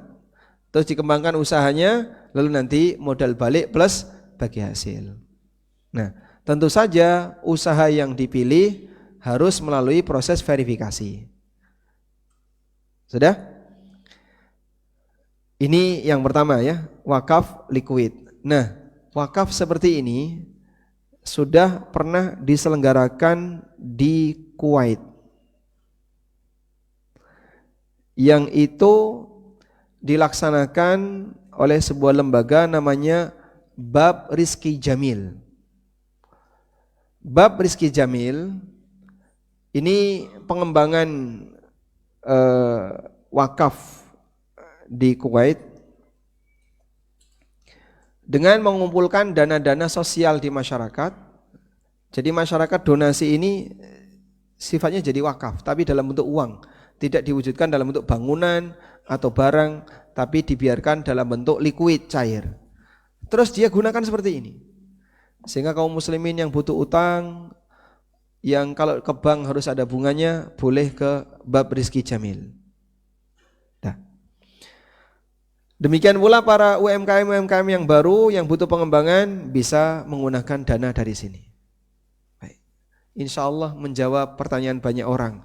Riba dilarang, kasih dong solusinya. Nah, mungkin bisa pakai kayak gini. Cuman ya butuh penjagaan yang agak serius ya, agak ketat, sehingga orang-orang yang bekerja dibayar untuk kerja profesional. Kami di Jogja sudah mencoba untuk melakukan seperti ini. Dana dari masyarakat itu bukan wakaf, tapi ini utang. Di sini saya gunakan dana utang. Sehingga para jamaah, siapa yang mau utang, yang mau memberi utang ke kami silakan. Diterbitkanlah surat piutang. Ada yang ngasih piutang 10 juta, ada yang 5 juta, sekian juta dan seterusnya. Dikumpulkan. Nah, dari hasil dana-dana utang itu kemudian kita utangkan ke orang-orang yang membutuhkan untuk nutupi mereka yang terjerat riba rentenir, riba bank titil yang ada di pasar dan seterusnya. Alhamdulillah ada puluhan kaum muslimin yang berhasil diselamatkan.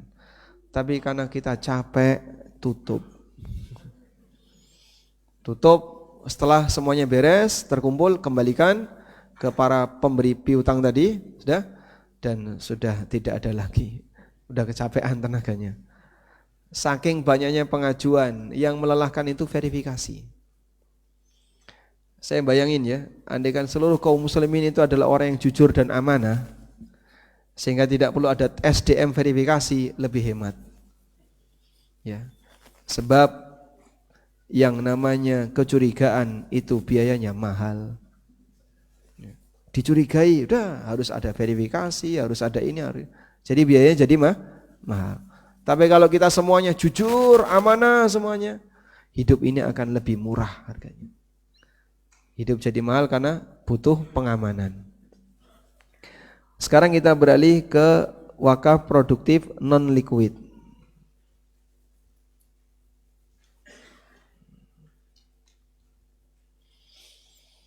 Wakaf produktif untuk non liquid saya bagi menjadi dua ya, yang konvensional, yang biasa. Yang konvensional ini berarti bentuknya adalah unit usaha, membuka unit usaha, sehingga di situ dana dari masyarakat ya disalurkan untuk membuat unit usaha. Udah? Nah, nanti ketika ada hasil, saat ada hasil, maka dibagi menjadi dua. Sebagian balik, anggaplah misalnya 30% untuk pengembangan, sementara yang ini 70% untuk sosial. Sudah jadi kalau kayak gini. Bisa dipakai untuk nyantuni anak yatim, orang yang gak mampu, untuk bangun masjid, untuk operasional masjid dan seterusnya. Intinya yang 70% digunakan untuk sosial. 30% ini pengembangan. Baik. Tapi tentu saja kan bukan sebatas asal-asalan unit usaha. Nah, syaratnya unit usaha itu gimana? Pertama, unit usaha itu harus aman, harus prudent. Sudah unit usaha yang established, sudah berkembang. Jangan start up, ngumpulin dana, bikin usaha baru, bubrah. Sehingga jangan yang modelnya start up. Saya sangat tidak merekomendasikan kalau orang mau wakaf produktif, ngumpulin dana dari masyarakat, bikin usaha dari nol, itu bahaya. Maka harus usaha yang aman, sehingga dia sudah bertahan, sudah established. Yang kedua, beli saham dari pemilik, beli saham dari pemilik usaha yang bertahan, yang berkembang, yang sudah established. Jadi misalnya si A punya warung, warungnya berkembang. Baik, ditawari, A, kamu punya cabang enggak? Saya ada cabang, berapa? 5. Di Semarang ada 5 cabang, di Salatiga ada 2 cabang, di Boyolali ada 1 cabang. Baik, gini aja ya. Salah satu cabang diwakafkan, mau enggak? Ya jangan, berat itu. Ya sudah, kalau begitu salah satu cabang dibeli dengan dana wakaf. Karena kan dia sudah punya nama ya. Di Semarang ada 5 misalnya, di beberapa titik. Ya sudah, di Semarang dibeli salah satu, boleh enggak? Kalau si A punya jiwa sosial yang tidak pelit, baik, saya lepaskan. Dijual berapa? 1M. Baik, kumpulkan dana umat 1M untuk wakaf. Dibelilah ini, 1 cabang ini dibeli. Nah, sekarang ini sudah jadi unit usaha wakaf. Jadi tidak membentuk dari nol, tapi yang sudah jadi dibeli. Pengusaha-pengusaha yang ada di Semarang dikumpulin. Punya cabang apa saja Pak? Oh, saya cabang di kuliner. Yang ini fashion, yang ini apa? Yang kira-kira established yang mana? Baik, itu dibeli dengan dana wakaf. Paham ya? Jadi tidak membentuk dari nol, tapi gimana Pak? Mengakuisisi unit usaha yang sudah ada. Maka di sini yang dilakukan adalah akuisisi. Insya Allah dengan demikian maka dana sosial tadi akan berada di posisi lebih aman. Baik. Ini yang konven ya. Sekarang yang kedua. Lawannya konven itu apa? Yang milenial. Saya sebut yang milenial. Yang milenial ini wakaf unit usaha digital. Apa ada Pak? Sangat banyak. Contoh toko online. Toko online makin tua makin apa Pak? Makin bagus ratingnya kan? Ya. Sehingga misalnya yang buka lapak di marketplace, toko ini sudah dibangun atau sudah buka lapaknya 10 tahun yang lalu. Dengan toko yang baru dibangun belakangan, yang terpercaya yang mana? Yang sudah lama. Sehingga makin lama bintangnya makin banyak, pelanggannya makin banyak dan seterusnya. Ada satu orang yang terkadang punya 2-3 toko online. Baik, mungkin salah satu boleh diminta, Pak, toko online Bapak boleh kami minta enggak? Wah, jangan diminta Mas. Ya sudah, kalau begitu kami beli. Berapa toko online-nya? Sekian. Baik, kami beli. Dah, dia dibayar. Berikutnya produknya produk punya lembaga tadi untuk dijual di toko online yang sudah established. Waktu dulu saya di Ufit itu pernah ada orang yang wakaf web. Nah, web diwakafkan buat apa? Dia jualan tiket. Sehingga dia bikin toko online, setelah bagus terkenal, dia wakafkan. Dah, sekarang silakan dikelola. Diajari dulu, di training dulu. Bisa seperti itu. Sehingga sebenarnya teman-teman ya yang sekarang Gen Z yang senang lihat online-online itu, kalau Anda punya karya digital dan itu menghasilkan, bisa diwakafkan. Masya Allah. Jadi ada banyak sekali peluang-peluang wakaf yang bisa dilakukan oleh kaum muslimin, dan jika itu usianya panjang, maka yang bersangkutan terus dapat pahala walaupun dia sudah meninggal. Demikian, semoga bermanfaat. Wassallallahu ala nabiyyina Muhammadin wa ala alihi wa sahbihi wasallam. Ada pertanyaan? Baik. Ada mikrofon enggak di bawah? Ada mikrofon? Mikrofon. Baik, boleh minta tolong dibacakan.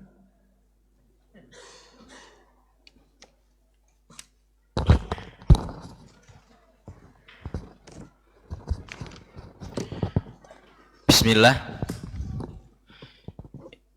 Ustadz izin bertanya, lebih baik mana untuk memberikan harta untuk anak-anak, apakah hibah atau warisan, agar meminimalisirkan pertengkaran? 2, sebelum suami meninggal, ini ceritanya ini Ustadz, sebelum suami meninggal berencana untuk menjual tanah untuk kehidupan sehari-hari dan untuk biaya pendidikan anak. Suami sakit menahun, qadarullah terjual setelah suami meninggal. Ada yang bilang harus dibagi waris, namun anak-anak tetap meminta sesuai rencana ayahnya, tidak dibagi. Saya harus bagaimana Ustadz? Saya ibu rumah tangga biasa, tidak bekerja.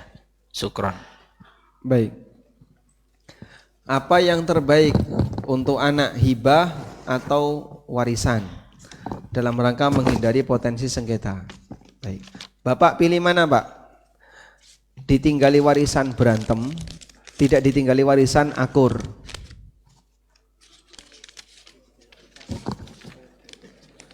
Pilih mana, Pak?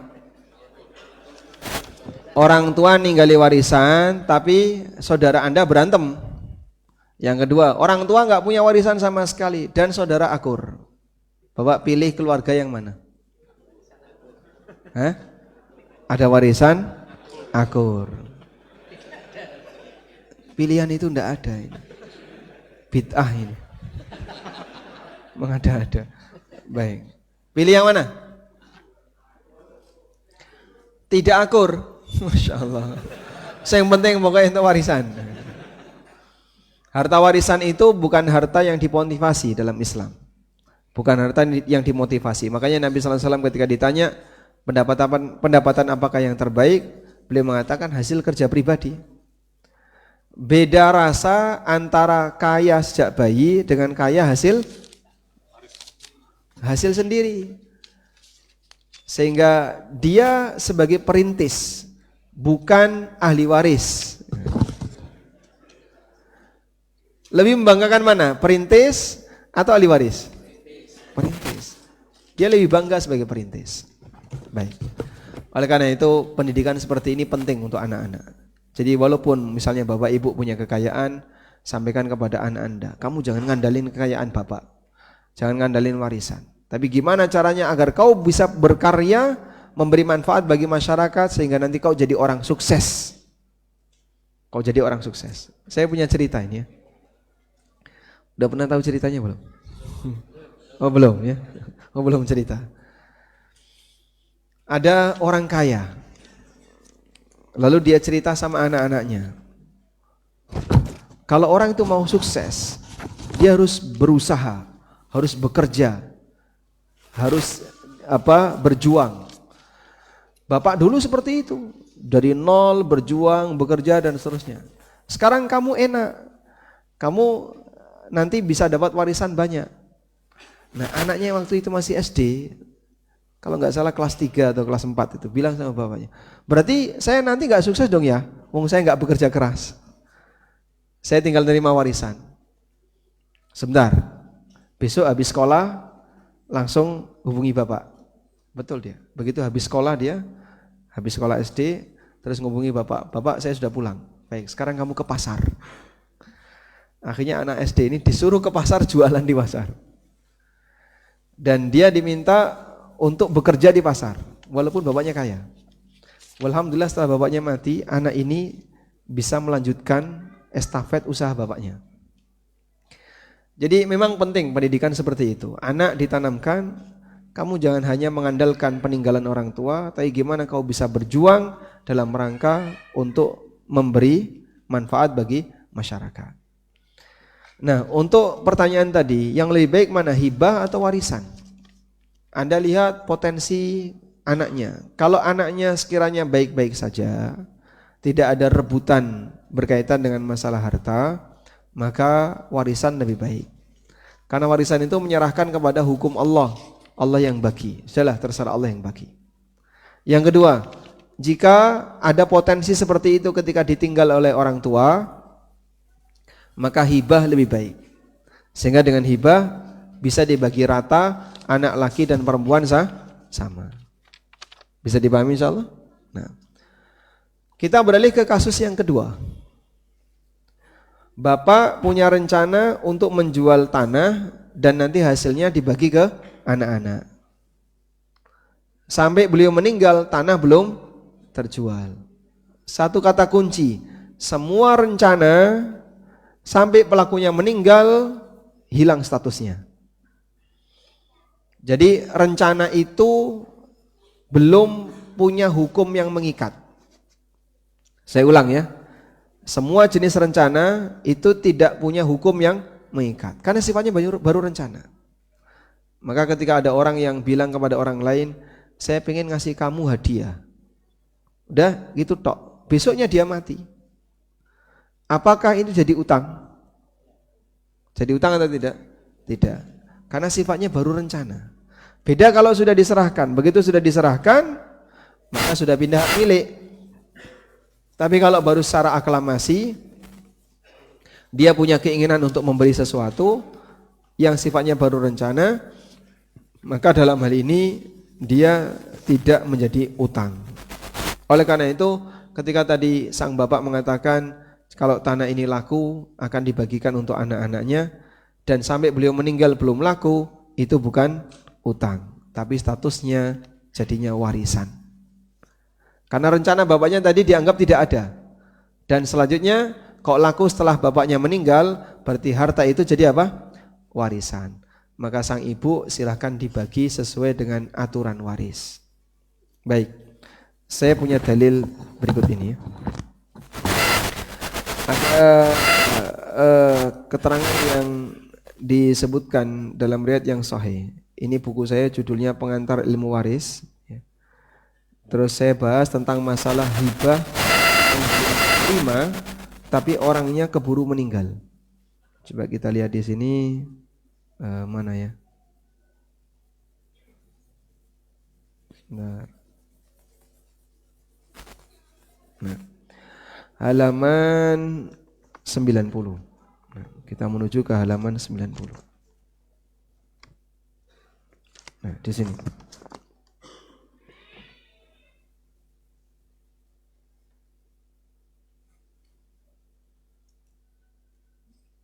Oh, 103.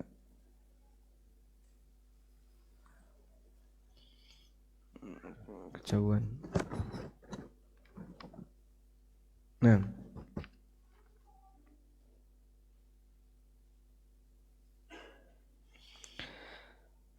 ini ada satu riwayat dari Aisyah radhiyallahu anha. Coba di share screen, ada ya? Aisyah bercerita,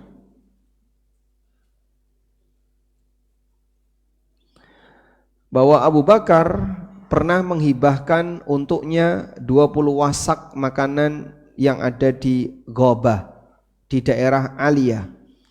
Ketika Abu Bakar sakit mendekati kematiannya, beliau mengatakan kepada Aisyah, "Ya Bunayyah, wahai putriku, inni kuntu nahaltuki jadda 20 wasaqan." Dulu aku pernah memberikan kepadamu 20 wasak makanan buah. Tapi belum diterima oleh Aisyah karena masih di mana? Di daerah Aliyah, di daerah Ghobah.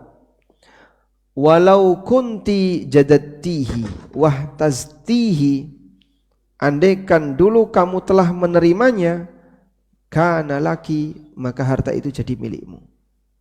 Wa innama huwal yauma, namun hari ini itu statusnya adalah malu warithin, harta warisan. Wa innama huwa akhwaki wa ukhtaki, itu adalah saudara-saudaramu yang laki maupun perempuan. Faqtasimuhu ala kitabillah, maka bagikanlah sesuai dengan ketetapan Allah. Ya, jadi ceritanya, kalau secara lisan diucapkan memberikan sesuatu tapi belum diserahkan kepada penerima, keburu yang sudah ngomong ini mati, batal jadi hibah. Batal jadi hibah. Sehingga Abu Bakar minta kepada Aisyah, yang dulu sudah saya ngomong kamu akan dapat 20 wasak di daerah Goba, tapi kau belum menerimanya, belum jadi milikmu. Dan besok itu jadi warisan, kamu bagi sesuai aturan Allah. Paham di sini? Baik. Allahu a'lam. Selanjutnya. Assalamualaikum Ustadz. Waalaikumsalam warahmatullahi. Ada kasus seorang bapak mewakafkan sebagian hartanya yang berbentuk tanah kosong untuk dibangun pondok atau yayasan. Satu, apakah bapak tersebut perlu minta persetujuan izin anak-anak atau ahli waris yang sudah disahkan oleh notaris? Dua, atau bapak tersebut bisa langsung menyerahkan ke pihak penerima wakaf tanpa harus mendapat persetujuan dari anak-anak? Tiga, bagaimana bila salah satu anak tidak setuju? Empat, apa syarat dari memberikan wakaf dari harta yang dimiliki? Mohon pencerahan dan nasihatnya Ustadz. Jazakallahu khairan, barakallahu fikum. Baik, dua ini yang dibedakan antara persetujuan dengan pemberitahuan. Sama atau beda? Hah? Beda. Nah, saya kasih ilustrasi. Insya Allah Bapak-bapak paham yang ilustrasi seperti ini. Kalau mau poligami itu harus persetujuan istri ataukah pemberitahuan ke istri? Hah? Yang mana? Pemberitahuan. Walaupun tidak disetujui.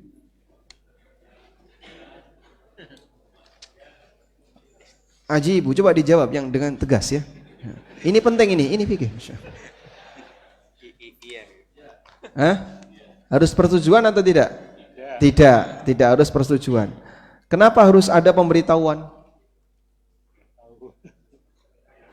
Ya? Karena Anda harus berbagi.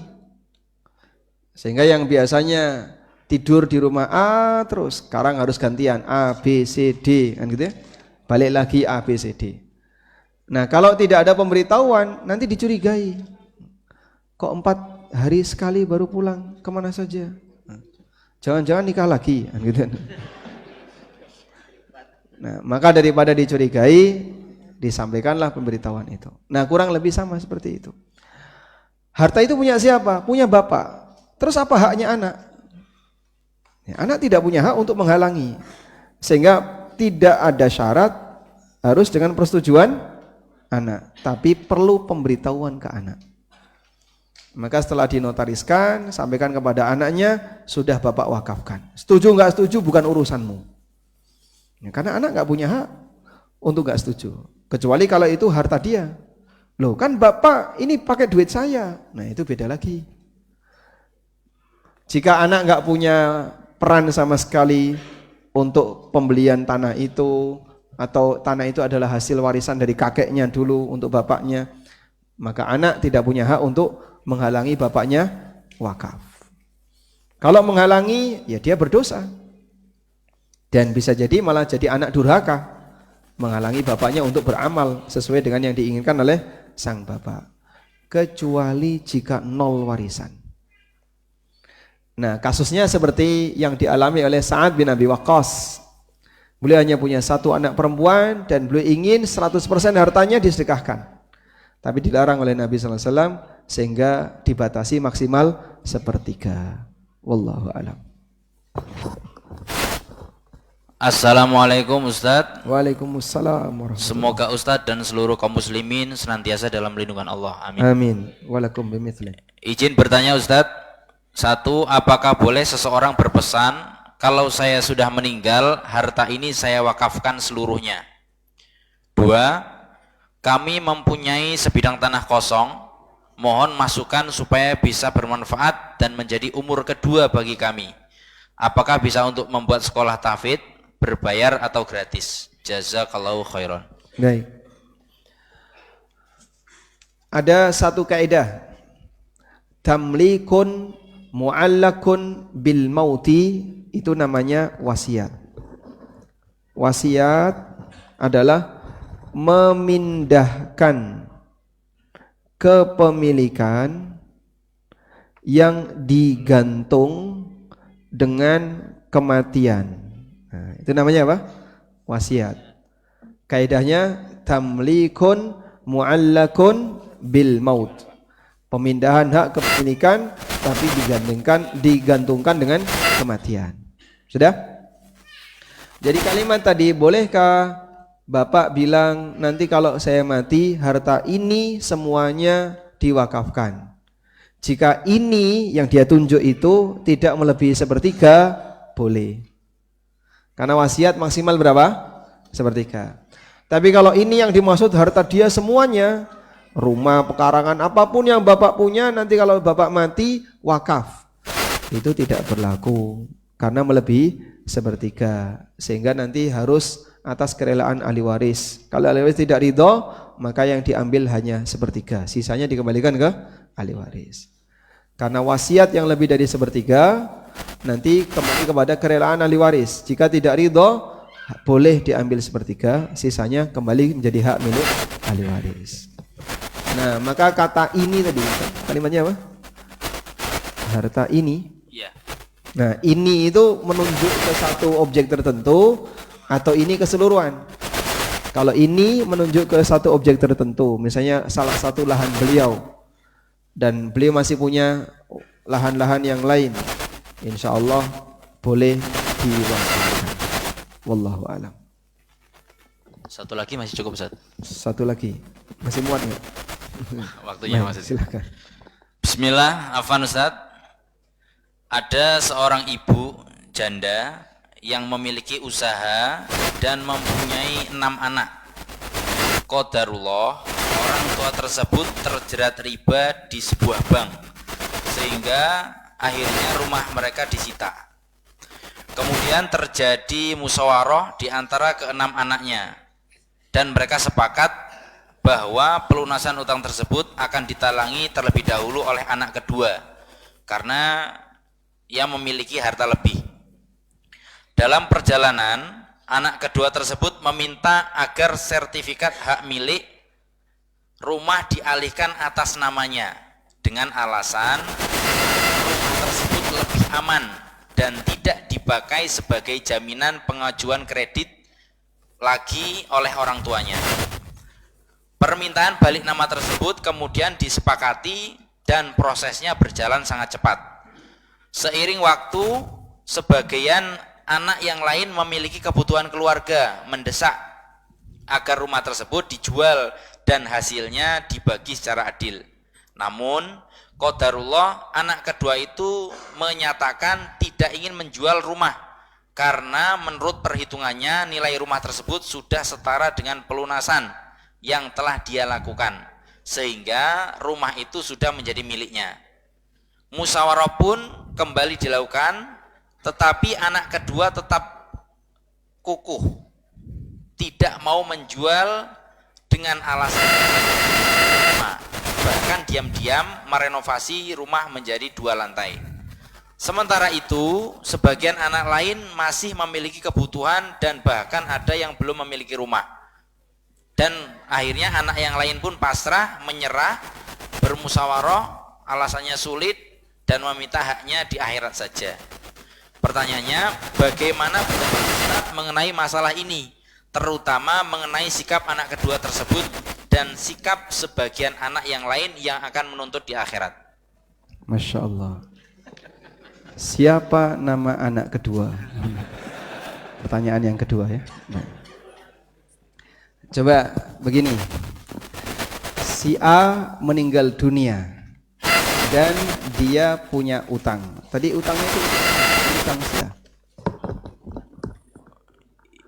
Ini tadi utang ibunya, Ustaz. Utang ibunya. Berarti kan sebenarnya itu bukan tanggung jawab si mayit ya. Tapi yang jadi barang gadai adalah rumahnya mayit. Baik, kalau saya kasih kasus seperti ini. Si A meninggal dunia dan dia punya utang. Apakah anaknya wajib melunasi?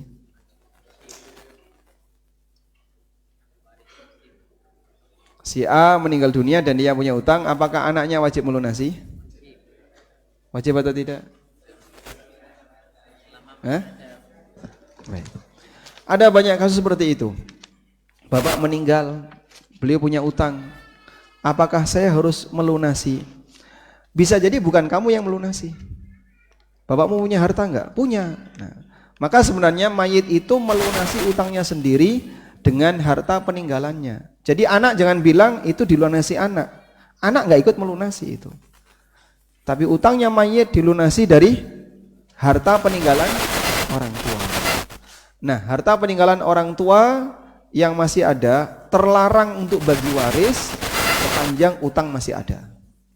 Dan itu aturan Al-Quran, mim ba'di wasiyatin yusa biha au dain.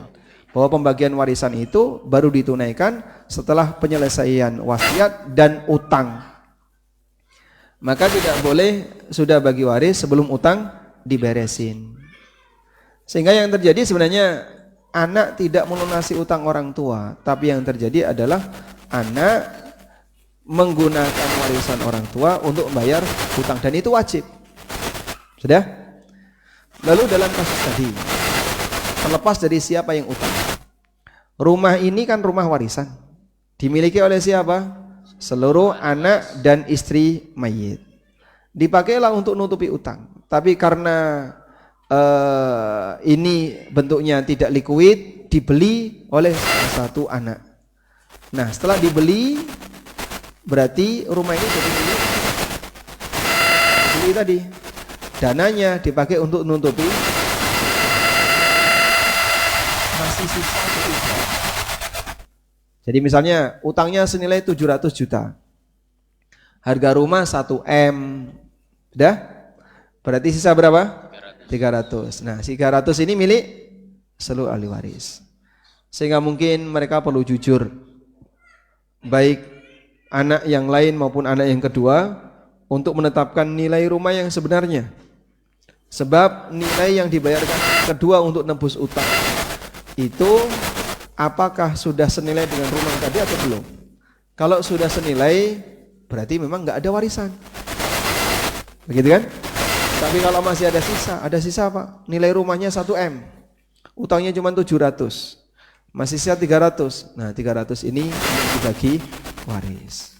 Itu mungkin sebagai solusi, sehingga masing-masing harus jujur nilai rumah, mengenai nilai utang yang dibayarkan berapa, dan seterusnya. Selanjutnya, kiranya dalam rumah tangga ini nol warisan. Lain sudah tidak punya warisan sama sekali, maka kita kasih saran kepada anak nomor 2 ya, karena kamu yang paling longgar dalam masalah ini, bisa enggak kamu bersedekah untuk saudaramu?